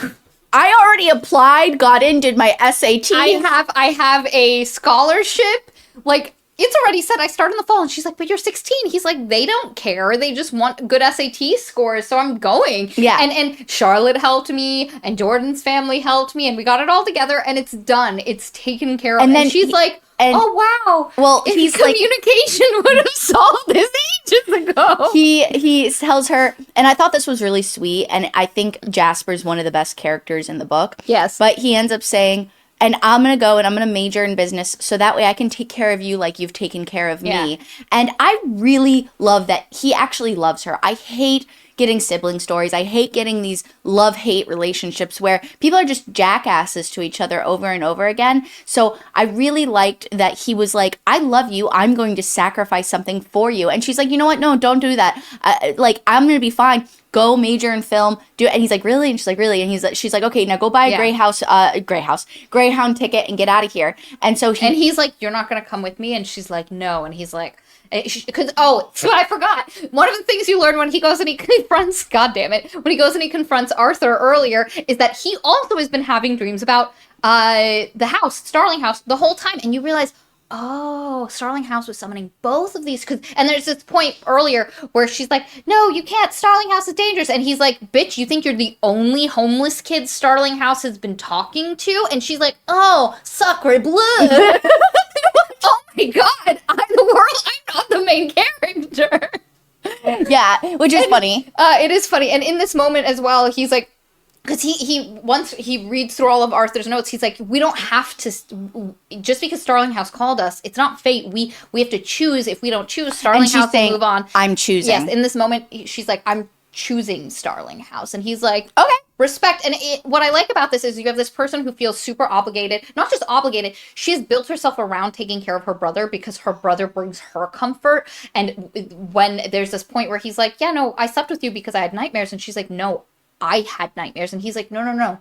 We were both having the nightmares. We were both comforting each other." And you get the sense that despite how she thinks of it in her head, they have both been taking care of each other. They both love each other, but he's so conscious of the fact that she has applied everything in her life for him, and he wants to give it to her. And this is one of the more well done. And again, the slice of life small moments is where this book is at its best. Yeah. The moments with Bev that are like the realization, like all of the supernatural stuff is way weaker, except for the house, because it feels slice of life, and this, like, the house has a personality, and she's getting to know it as she takes care of it. All the big stuff, this book struggles with, but it's those cute small moments where it feels really real and well written and well fleshed out. But anyway, he leaves, and she's like, "Time to go and figure out what Arthur's doing." And she gets there, and Arthur's like, "Why are you here?" And she's like, and then they have sex finally, and then they're laying in bed. The sex was actually a good scene. Yes, and it did the elegant in and out where it cut away. Yeah. And The elegant, is that what I called it? The elegant in and out. Where you like see the beginning of the scene and then it fades to black. That's what we mean by the elegant in and out. But it fades to black and then it goes and she's in his arms and she's like, wow, this is such a familiar, comforting feeling. And then she's like, oh my God, Arthur, he's the one that pulled me out of the murder. And then you have the moment where, and she's like, I'm not a traitor to my mother. I actually do care for others. It's not my core characteristic that I leave people. And so, anyway, they have sex again. And then they go to sleep. And then Arthur senses the fog rising very, very, very heavily. And so he leaves the sword in his stead in the bed and runs off. Yes, and he's going to confront, because he figured out, because of an engraving in the 7th edition of the book, which is the one that our girl owns. Dedication. The dedication, that it says... this is for all the lost children. If you befriend the beasts, you know, you can go to Underland. You can go to Underland. And that lets her know, and she tells Arthur that if he befriends the monsters, that's how he's going to get there. Because there's 4 locked doors in Starling House. He has 3 keys, but not the 4th one. The 4th one is the door in the cellar leading to Underland. And he can't find it anywhere. And that's because the monsters have it. Eleanor, when she went down, because the other thing I have to mention about Eleanor is she lived in this house by herself for a while, and then she just fucking disappeared. Yeah. Just, whatever happened? We don't know. And the book's like, she went into Underland. And then also we reread the story that was in Underland, and it basically is the exact story that the grandpa, who was a slave, told his granddaughter. Like that story that we mentioned earlier. It's the same story, but instead of being a boatman that's a black man, he's a rabbit. Yeah. And you don't learn like why Eleanor tries to kill, like, because she's like, and she was at the river and then a rabbit came by and told her to go to Underland and it would solve the problem of the evil fox.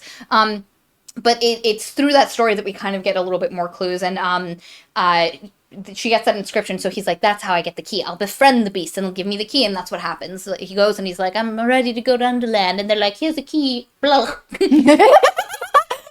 Yes. And he goes and he blows up because once he goes in, he's like, I don't want her to get down, so he blows up the entrance so she what a can't follow him. wild take. Yeah. But anyway, so he locks the door behind him. She wakes up, she sees the sword, she's like, and then she also sees on the dresser, he is signed away the house, land, and everything in her name, which is now Opal Starling. And so she's like, you son of a bitch. And so she knows... It's a will, specifically. It's not just, here's the deed in your name. It's a will. Yes. And so anyway, she's like, I know that I've heard through the mythos that it's a blood dedication that requires you to become a warden. And so she cuts her finger on the sword, and all of a sudden, and I liked this scene. This scene's cool. The blood dribbles down. At first, she thinks nothing happened, but then the blood gets sucked into the house like it's drinking it up. And I loved this. This was a wonderful description. The blood goes through the piping and past mouse traps and mice or whatever, and rats' nests and the pipes, the leaking pipes, and into the roots and the earth, and she becomes Starling House. And that was a cool ass scene. And it's kind of like they're tied together, where she feels what the house feels, the house feels what she feels, and they're kind of like this bonded thing together, which also lets you know that like when Arthur was hurting Starling House previously, he was also hurting himself. Yeah, I didn't even catch on to that till just now. That's really sad. But anyway, so she's like, okay, time to go. And there's monsters. And also Bane is on the land. And Bane is like, ah. But the Starlings attacked Bane. And she's got all these wounds all over her face. And she's like, let me get to the aperture. And let me tell you, this is a very frustrating scene. God damn it. I hate this. So Bane and her lackeys are on the land, and Opal tells you that she feels the house protecting itself, how the roads start going in on themselves, like it's an illusion, right? Mm-hmm. And so when she finally goes downstairs and outside, because she's thinking, oh, I have to befriend the beast now too, so I can follow after Arthur, and all the beasts are outside, so I'm going to go find one in order to get the key. Mm-hmm. And so she goes outside, and this is when she sees the agents and stuff. They're being attacked by the monsters, and so on. I'm going to glaze over that because so does the author. And Bane comes around, and she has holes, like black holes around things, because she's been pecked, I'm assuming, from the Starlings. And she's like a zombie. It's almost like she's possessed. I actually thought the way she was written, she was actually possessed. I also thought she was a weird, like that the whole time Bane was a different supernatural Me force too. trying to get back to the, like, Yes. a home of the supernatural stuff, and she was looking for a doorway. That's and the way she's written. Like, God damn it. There's too so much hands. She was like, Mommy, I'm coming. Like this obsessive, like, scraping Yes, the and human so- carcass she'd been in for. Yes, and there's this part, right? So the tree, a big tree comes down, and Opal is like, I'm not a shitty enough person to let her die, so she pushes her out of the way. And when she pushes her out of the way, Bane is like, you can't keep me from getting here. I'm going to. And the way one pupil's larger than the other, so she probably maybe has a concussion. But it also seems like it's an supernatural type of thing. The way it's written is very confusing. Yes. And I'm like, okay, so we're going to get a reveal now. She works for this other company. There's other supernatural. Is this a series? What's happening? And no. What happens is she's like, give me those keys. Kind of like in Howl's Moving Castle when the Witch of the Waste is like, that same desperation. And Opal's like, you can have them. I'm off. I got to go. Yeah. And so because she tried to befriend a beast there, and it didn't give her anything. And it also looked at her with different eyes. Like, all the other ones had what she called, like, these, like, specific eyes that are very kind of human. And then there's this one that has a different look to its eyes, and Hellcat rubs itself on the beast's, like, flanks and stuff. And she's like, I see Arthur in this thing. And also she's like, the only person that the Hellcat rubbed itself on was Arthur. And she's like, Arthur's in Underland. I gotta get there. And she realizes she can't get in this way. Nobody's giving her keys. She knows a second entrance. The boarded up mine shaft. Now, I really loved this next sequence. So she's bloody. I'm assuming she's barefoot. She is barefoot. Yes. And she left the sword. Yes. Because she has a huge gouge in her hand from, her blood sacrifice and everything. And so she's driving, and as she gets to the bridge towards the Gravely Lands, I got to go walk the doggo. Enjoy, Thea. Walk your doggo. Give it them a good pat. Yes, a butt pat for me. And so she goes. She's about to cross the bridge to Gravely Land, but the cops are on the other end. The constable. Oh boy! Fucking and it's super foggy. I loved the ambiance of the scene, though. Very supernatural feeling, like as in like the show. And so she gets out and she's like, well, if he sees me now after the fire thing and everything, I'm going to be arrested for sure. And she's like, but I can jump into the river and get there from there. And so she goes to the edge, and like, it's so foggy. It's literally, you can't really see the water, and it's just like a sea of fog, which I loved. But she's having like a PTSD moment, and she's like, but no, I am going to jump. It's because Arthur went down into this place, and I'm going to go down. And Arthur got into the river for me. Arthur saved me from the river. Like, I got to do it. And so she jumps in. She ends up she has to go through the mine shafts. She passes the bones of the kid that everybody said was satanistically sacrificed. And she goes in, and when she gets there, she doesn't find hell, but she finds a river and a cavern that's kind of flowing through, and the roots of the trees and everything above Starling House are growing down and have gotten into this river. And she was like, oh, smack. And in the river, sleeping under the water, is the body of Eleanor fucking Starling. As well as Arthur Starling. And Arthur Starling sleeping there. And she's like, what the fuck is happening? She can't get them up. They won't move. So she goes under herself. Yes. And she drinks some of the water because she remembers the story and the thing. And so she drinks some of the water, and she drinks just a little, and she feels herself falling asleep. And she's like, wait, no, I can't do that. And then she realizes, no, I have to drink more because this isn't Underland.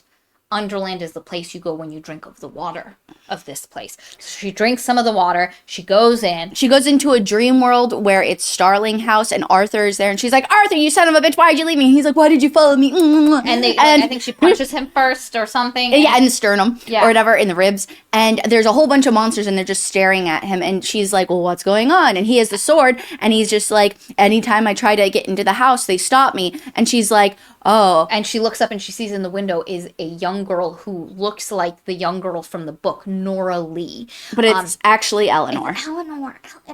It's a, what are those called when you take the letters and you change them, like Voldemort? An anagram? An anagram.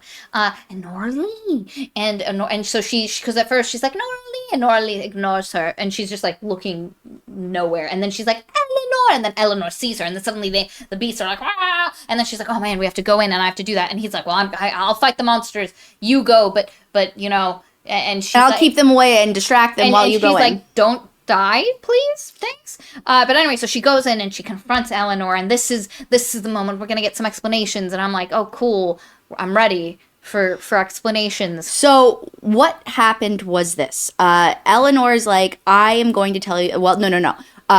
Eleanor's like, something about my story, and then Opal's like, well, I'll listen. And she's like, nobody ever listened. She's like, no, I'll listen. And she's like, okay, because you can tell she's hungry to tell her story because nobody ever listens to her story. And so, and Eleanor has the voice of an older woman, but in the body of a child. Yes, and also curled around her is a giant monster. But anyway, she tells the tale, and what happened was this: her mother married a man, and her mother was very wealthy. Yes, you're right. Yes. Her mother was very, very wealthy, and she married a man. Well, the man ran off with her fortune, and after all of their bank accounts came together in the same one, and because unfortunately during this period, if you married a man, they owned everything. Yes, he just got all of your shit. Yeah, and so anyway, so her mother was distraught. They were homeless for a long time, but very similar to when you think of Opal's childhood. Very like they just. I wonder if that was on purpose. Yeah, they just went place to place, and eventually her mother dies. Yes, and so she gets shipped back to her father.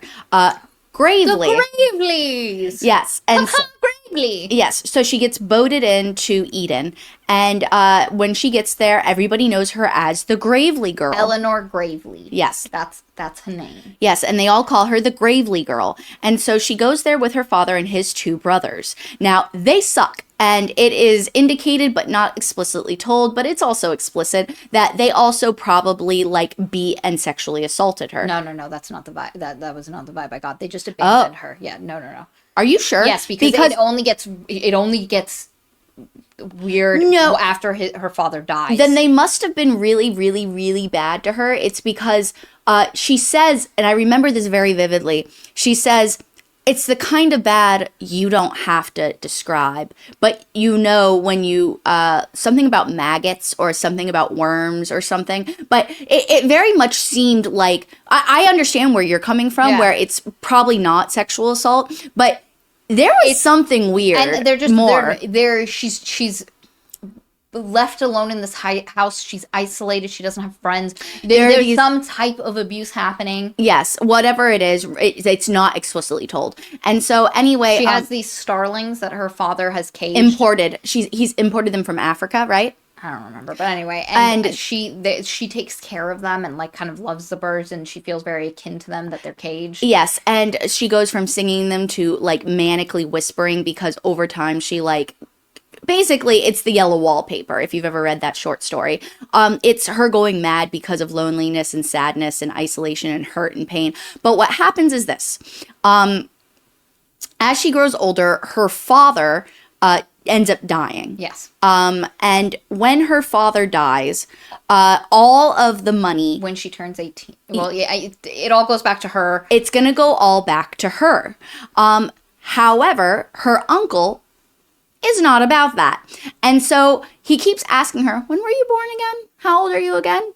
And slowly but surely, as she gets older, she realizes, oh, he's going to do the same thing that my father did to my mother. Yes. Which is marry me and get rid of me, so he gets all of the money. And so she's kind of accepted her fate, but is horrified. And she also thinks, surely somebody in the town will say there's this something. Point where she comes down and he puts a ring on her finger. A cheap tin ring. And she thinks somebody's going to see this and somebody's going to say something. Somebody's going to realize, because as they start parading her around, and they put it in the newspapers, but they give her 3 different names, as if trying to mix up the town that even though she's been living here for 5 years, her whole life almost at this point, she's not a Gravely. She could be, and they use G sounds, so they're trying to confuse, but their neighbors know her and people have referred to her as the Gravely girl. So the maids and everybody, they all give her pitying looks when they see her, so they all know, but they're ignoring it.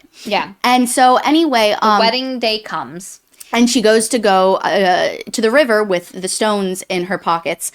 However, She runs into the boatman. Yeah, this is Dragon it. Slayer. Yeah. So the horror is originally she thought he was going to kill her, but instead is going to marry her, a taboo that she didn't even think her uncle would cross. Yes. And that like her youngest uncle, the youngest Gravely brother, He was is the disgusted. He by this is, whole but thing. he doesn't stop it. No, nobody stops it. Everybody lets it happen. She goes to the river morning of the wedding day. Yes, and she's going to put this, she has the stones in her pockets and everything. The whole thing happens as we kind of previously knew the it. boatman finds her, tells her to stop, says, I know a way into hell where you can, if you got a Gravely problem, I know how you can solve it. We've solved it once before. Yes, and so she goes down, down, down, and she drinks of the water, and her monsters come to life. That she's had nightmares and dreams of monsters that would defend her and that would rip out her uncle's throats and all this stuff. And also just nightmares in general. It's because she's being abused and her life is horrid, so she escapes,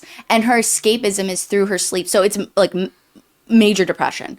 And so she's just like sleeping all the time. And so when she goes to sleep, it's almost like a balm to her soul. And anyway, a monster comes out, or monsters, whatever. Yeah. The point is, by morning, her husband is dead.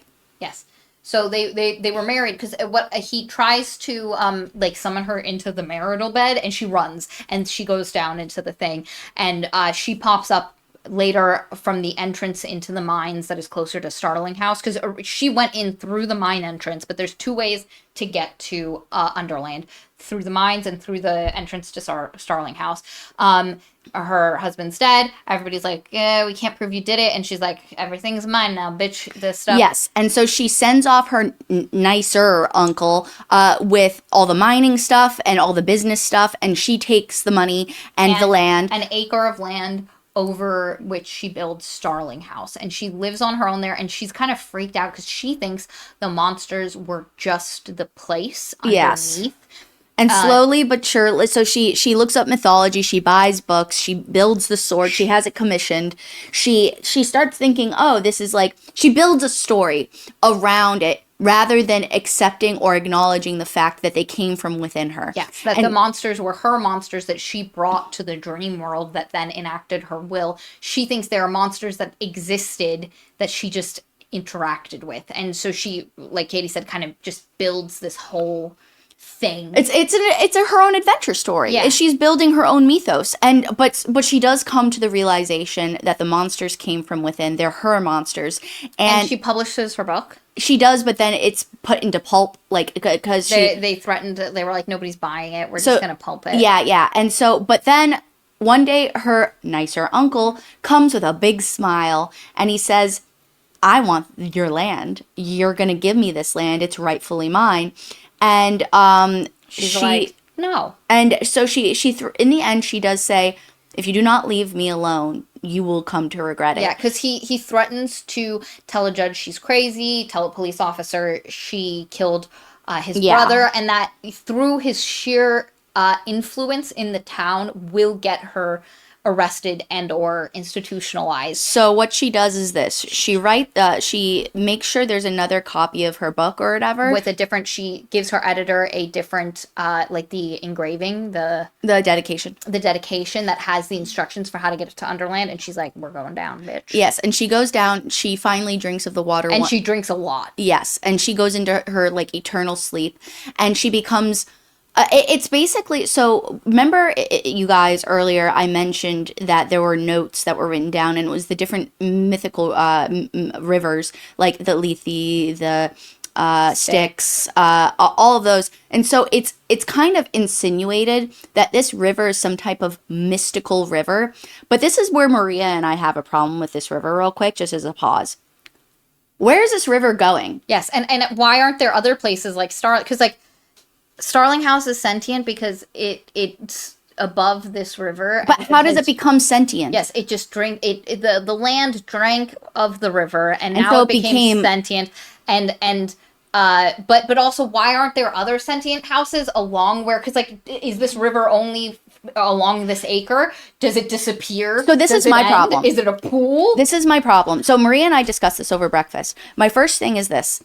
If it is a river, obviously it's a magical river. It doesn't necessarily have to have geographical features, but it doesn't really make sense either. Like, why is it here, I don't know that I need to be told that, but it's so out of place in I don't know, there's something off about it. And then also Maria was like, well, how is the house sentient? Yes. And I was like, well, it kind of indicates this because it says this. It says the roots of the wisteria and everything that run through the veins of the house drank of the river. And so maybe those are the veins of magic through it. And maybe that's the case. But also, why? Because the thing about the house that they say is that eventually the house gets sentience and it started summoning wardens. So what we're told is Eleanor goes in, she does the big sleep, she does a couple of big gulps, she goes to sleep, and since Eleanor did that, every time curse on the land. Curse on the land. Every time the fog rises, she's fucking shit up. She's sending her monsters, and she loves her monsters because she knows they are of her. They are her pets. She loves them. Don't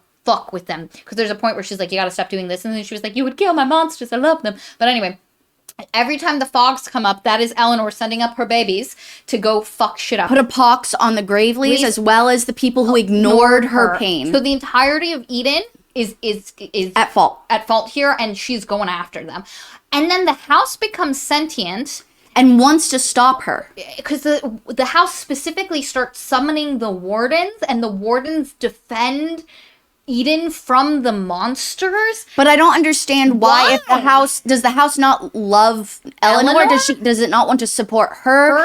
Like, I don't know. I'm not sure. Why is the house pro people? You know, is it because it wants people, and if Eleanor had her way, it would be alone? Is it because, it would be all alone and never have anybody inside? But that's not a clear message. And it's never given to us. It's all of a sudden, we're in the house having this, like, we're in the Underland dream house, having this conversation, and suddenly you're like, oh, the sentient house doesn't fucking matter. It's a plot, like, we needed wardens to be fighting Eleanor's dream monsters, so the house summoned them. Why? We don't know. Why the house is even sentient. Maybe, but the thing is, the problem is this. So I like what Dragon Slayer said. It wants to be a home, so it needed to be safe. That makes sense to me. I get that. But the monsters want to go fuck off with the Graveleys. It could, whoever it's in its house, it could be like... Maybe it's because she wants to destroy Eden overall, but that doesn't mean physically I don't know. I'm not sure. It doesn't really make sense. The house summons people who aren't from Eden, which means the beasts have no interest in actually attacking them. The wardens specifically put themselves in the line of danger. Yes, but Eleanor herself actually doesn't acknowledge or really know how many people have come to live in her house.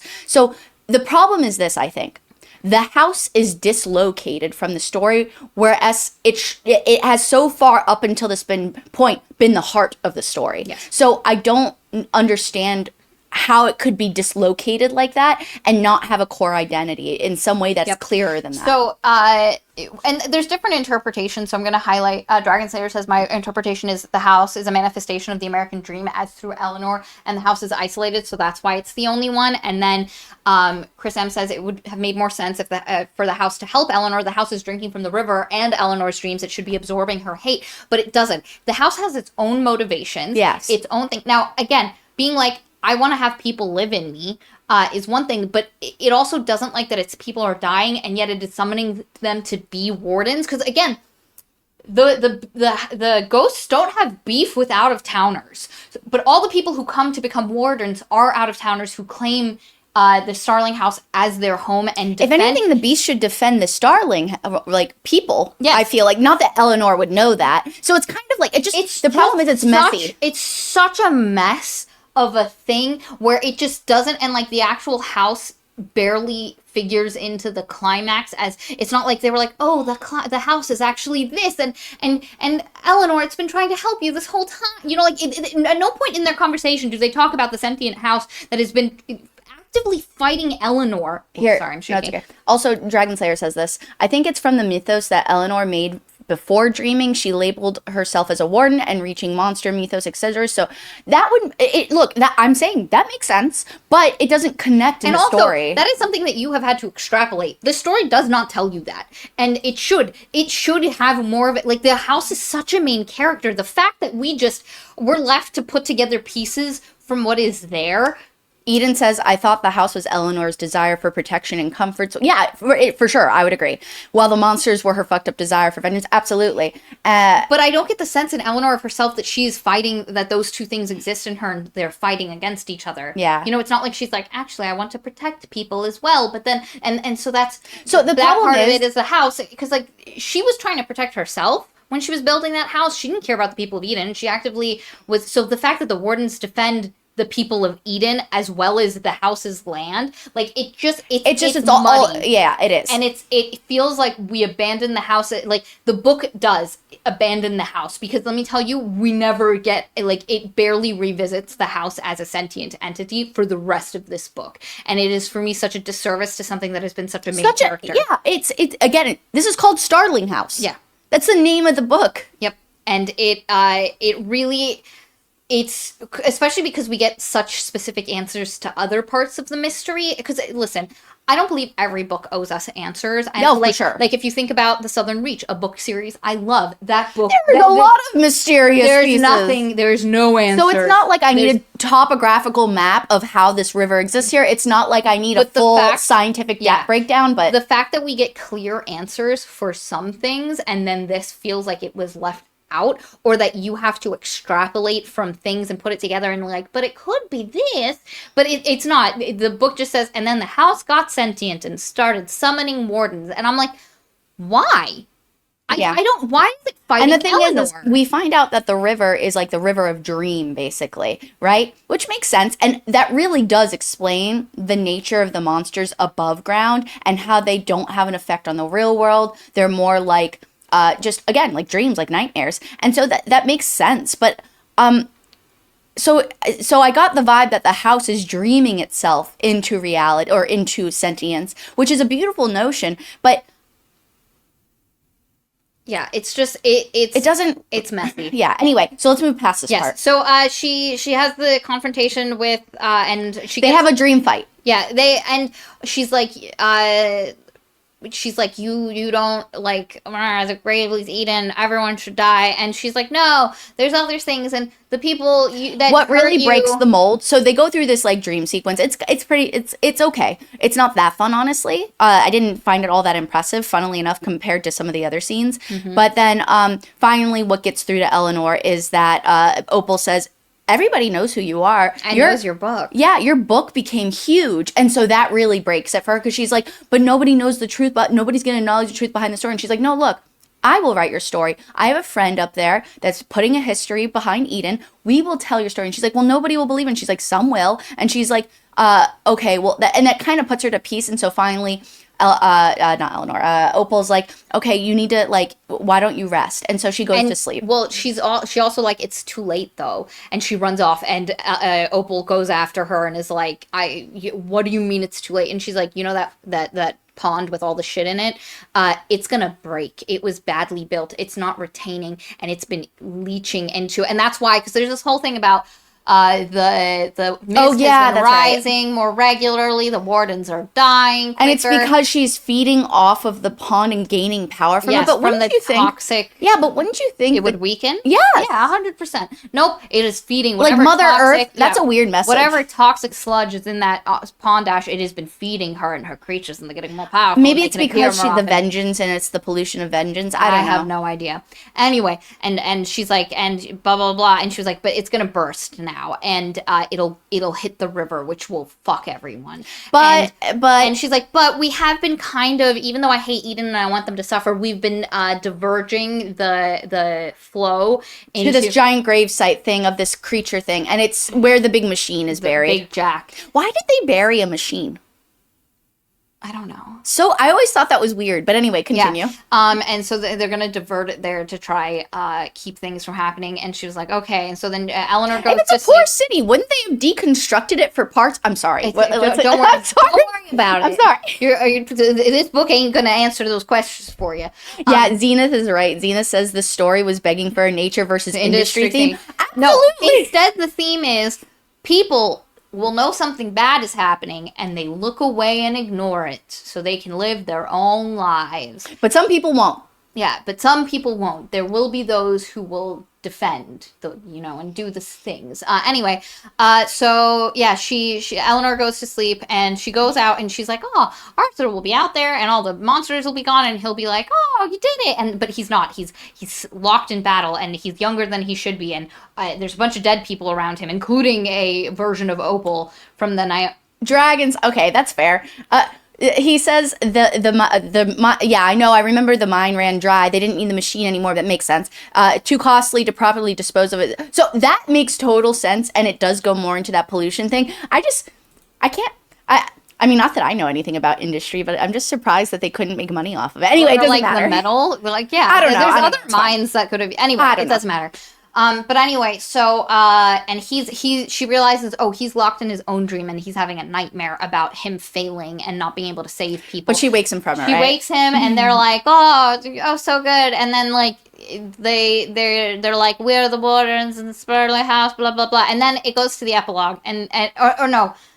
Yeah. So it goes to the epilogue, and the epilogue is like, that night there was a fire, and the river flooded, and it was not good. But then Eden started rebuilding, and stuff happened. And also, that redheaded girl that lived in the motel that burned down went missing, and nobody knew where she did, and nobody was collecting the groceries in front of Starling House. And Bev, the owner of the motel, went to Starling House and kicked the food and was like, where are you, blah, blah, blah. And nobody knew. And then, like, months later, and the house was falling in on itself, and it wasn't looking super good, and it looked like, and people were like, man, are we going to have to, like, demolish it because of safety reasons, and what are we doing? And then all of a sudden, a couple months later, Arthur and Opal appear in a field, and they're laughing, and they go back, and they go into Starling House, and also they realized that there was a will from Opal's grandfather that actually left his entire business and the Gravely fortune to her mother, not to his brother. So actually, she now owns it, and they're fighting the lawsuit with the Graveleys,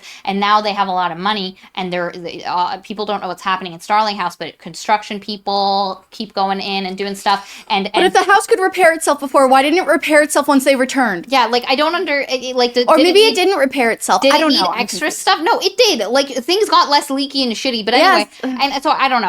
Anyway, and they're doing all this stuff, and Bev and Charlotte go and visit, and nobody knows what they're doing, but some people say they're writing a book, and they're writing a book about something, and that it's a story about, and you're basically, what you walk away with is they made good on Eleanor's wish, and they wrote the story of Starling House together, her and Arthur. And so obviously her portion was her first person narration, and the way Arthur wrote his portion was like third person if he wrote it, and that Charlotte helped. Charlotte was helping them. So the idea you get is that the footnotes were actually Charlotte's input, kind of correcting and giving the historical perspective. Even though it disappeared after a fourth of the book. And it would have made so much more sense if that what they were going to do with it, and be like, this is the book of Starling House as written by us, that Charlotte, as a presence in the footnotes, consistently was throughout the book, and that eventually you, the reader, realize it's Charlotte before you get to the end, or you can put together that it's Charlotte, like the pieces are there, and you like the footnotes develop a personality. Yeah, that would be cute. Yeah,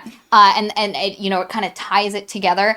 Also, because the moral of this story is, a lot of people are going to ignore bad things, but some people won't. I think we should have gotten rid of Bane's whole, like, I'm work for a company and we're investigating paranormal locations and all that. And she should have just been industry. She should have just the been representation of industry. A normal lawyer working for the Graveleys who ignores the ramifications of their actions. Of her actions, and how the things she has done for the Graveleys has cost other people things, and that there should be a moment where she looks at the torture that she's putting a 26-year-old girl through, and her brother. Or even better yet, she doesn't even have to be empathetic. No. She could be. But you could also just insert a minor subplot, like where she just keeps getting calls and it's taking her away from her work, and she actually has a kid she's ignoring. Yeah. And it would be another thing. And she's just a normal person. Yeah. Like, she's not evil. She's just a normal person doing her job, and she justifies. And this doesn't have to be. The company never comes back, by the way. These operatives just never come back. There's no and then people kept visiting. Nothing. What happened to the organization that looks into these places? They just go away. And the thing is, just having Bane be a person who is doing her job and justifies herself by, I'm just doing my job, I'm not a bad person. And I think a better ending for her is her quitting and realizing she no longer wants to work for those kinds of companies anymore, and getting to the point where it's too much and she can't just ignore the consequences of what she's doing. Now that that Opal owns all that stuff, works for Opal now. Like, it could have just been I would have just preferred if she was just a normal... weird other element in the book that seems incredibly important, and it's specifically built that way. And just dropped. Yeah. That's the problem, is there's a lot of interesting concepts that this book will present, and then it kind of just drops. I would say a lot. Not handful. A lot. There's a handful, but it's enough that you're like... And so, again, the big flaws we're going to throw at this, that what should have been a delicious candy core... center to a story. You're using my metaphor. You're using my metaphor. Yeah, I am. Of the romance. There is no core to the candy. There's a sweet outer layer, but once you get to the inside, there's no nougaty center. Yeah, it's hollow. So there's that problem where, like, the romance really should have punched more, and been a little bit more of a focus. Or her and Jasper should have been, like, it's a little bit of the too many things, not too bad. It's the too many things, while instead of dealing with those things, we get a cyclical nature of a romance building where we don't get the romance building. Yeah. And it also just... Yeah, and then you get where there's a lot of these cool small moments that don't get to be built up to, because we have this huge supernatural thing that is also pulling us away, and then we have Bane and the blackmailing. The monsters were the least interesting part of this whole story, in my opinion. They really are, and they're really underutilized. They don't show up enough. They don't feel terrifying enough, and they should have been. It should have been much creepier what was happening. They feel incredibly defanged. I was never scared for her in any of these moments. Never. I don't think they actually ever really kill anyone. Even though apparently they killed, the Gravely husband. They killed both. They killed two Graveleys previously. They cause they cause bad things to happen. Yeah. But which is like a curse, and that's fine. But, like, I don't know. It feels like it should be less that they're monster, but then that wouldn't have fit with the underworld. Yeah, I don't know. It's a little muddied. But again, there's a lot of good in this book. Oh, a lot of really beautiful descriptions, little scenes, but it is very repetitive. We go in circles a couple of times. It is indeed dreamlike, which is both a good and a bad thing. There's points where you're waiting for Opal to make realizations that she should have made, and it's the author really committing to who her character is, but as a reader, because you're not supposed to like Opal, it's frustrating. So that's something that some people have pushed against. I think that is intentional, but then there's the unintentional things, like feeling like the house got kind of sidelined in the last act. And a lot of people said the last third really kind of ruined the book for them. And it's because you have this buildup of what you think is going to happen, and then it kind of goes that way, and you're just like, for why, my dude? For why? And the Bane plot, just terrible, very weak. And for the amount of pages it takes up, goes freaking nowhere. Mm-hmm. So yeah, all in all, I'd say it's worth reading, but it's not going to be a favorite. Yeah. I think that would be a good summation. I can... Summization? Summary? Summization? I don't know. Okay, yeah. Summation. Yes, and listen, I think there are going to be people who love this book because it just hits a lot of their sweet spots. And if it does, oh man, you're going to have a great time. Like, if this, in the way that Emily Wilde hit our sweet spots, despite the fact that I think objectively there are quite a few problems with that book, I think if it hits your sweet spots, nom bitches. I send a copy of Emily Wilde to my grandma. Oh my god, that's so cute. Because I felt like out of all the books we've read, she'd like it. Yeah. So we'll see how my grandma likes it. Yeah. But yeah, no, it's not one of the worst books we've read. No. It is really, like, if this was in we have our ranking that we do for the year. This is definitely going to be in, like, not the top or the second, maybe like the third one. Like, or we argue whether it's in the third or the second category and kind of put it kind of in It'll be third.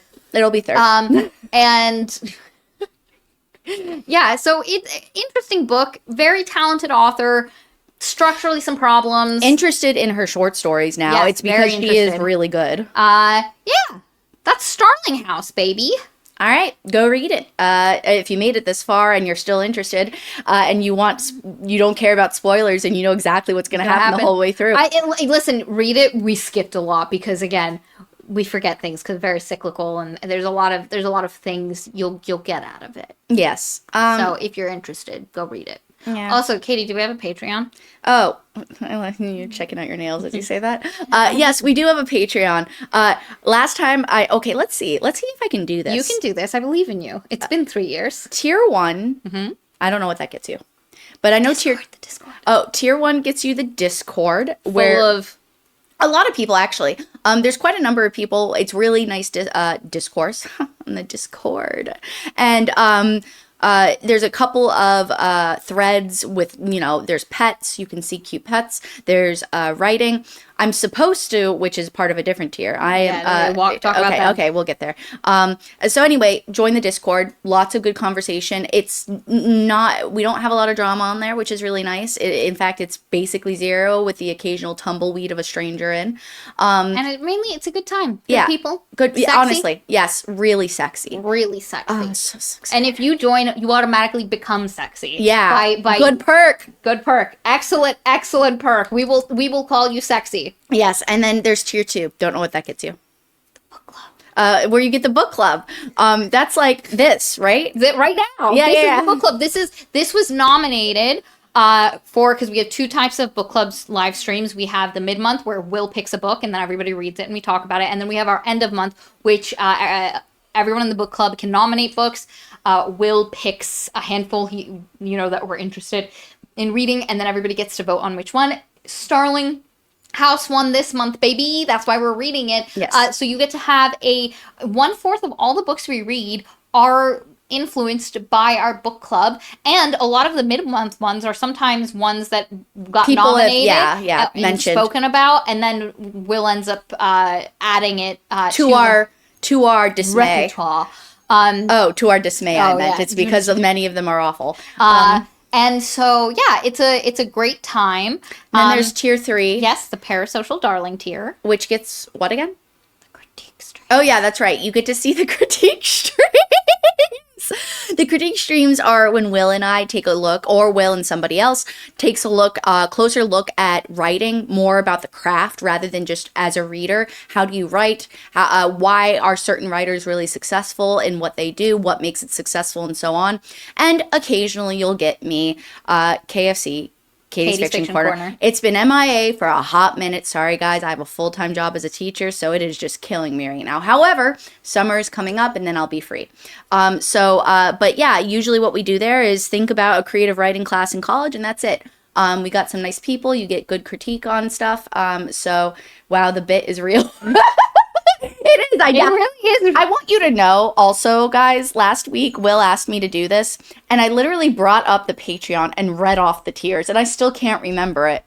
Maybe I'll remember it this time. Maybe you'll remember it this time. I'm sorry. Anyway, that's the spiel. Join. It's a good time. Become a warden of books, where you protect the world from bad ones by giving good feedback about good ones.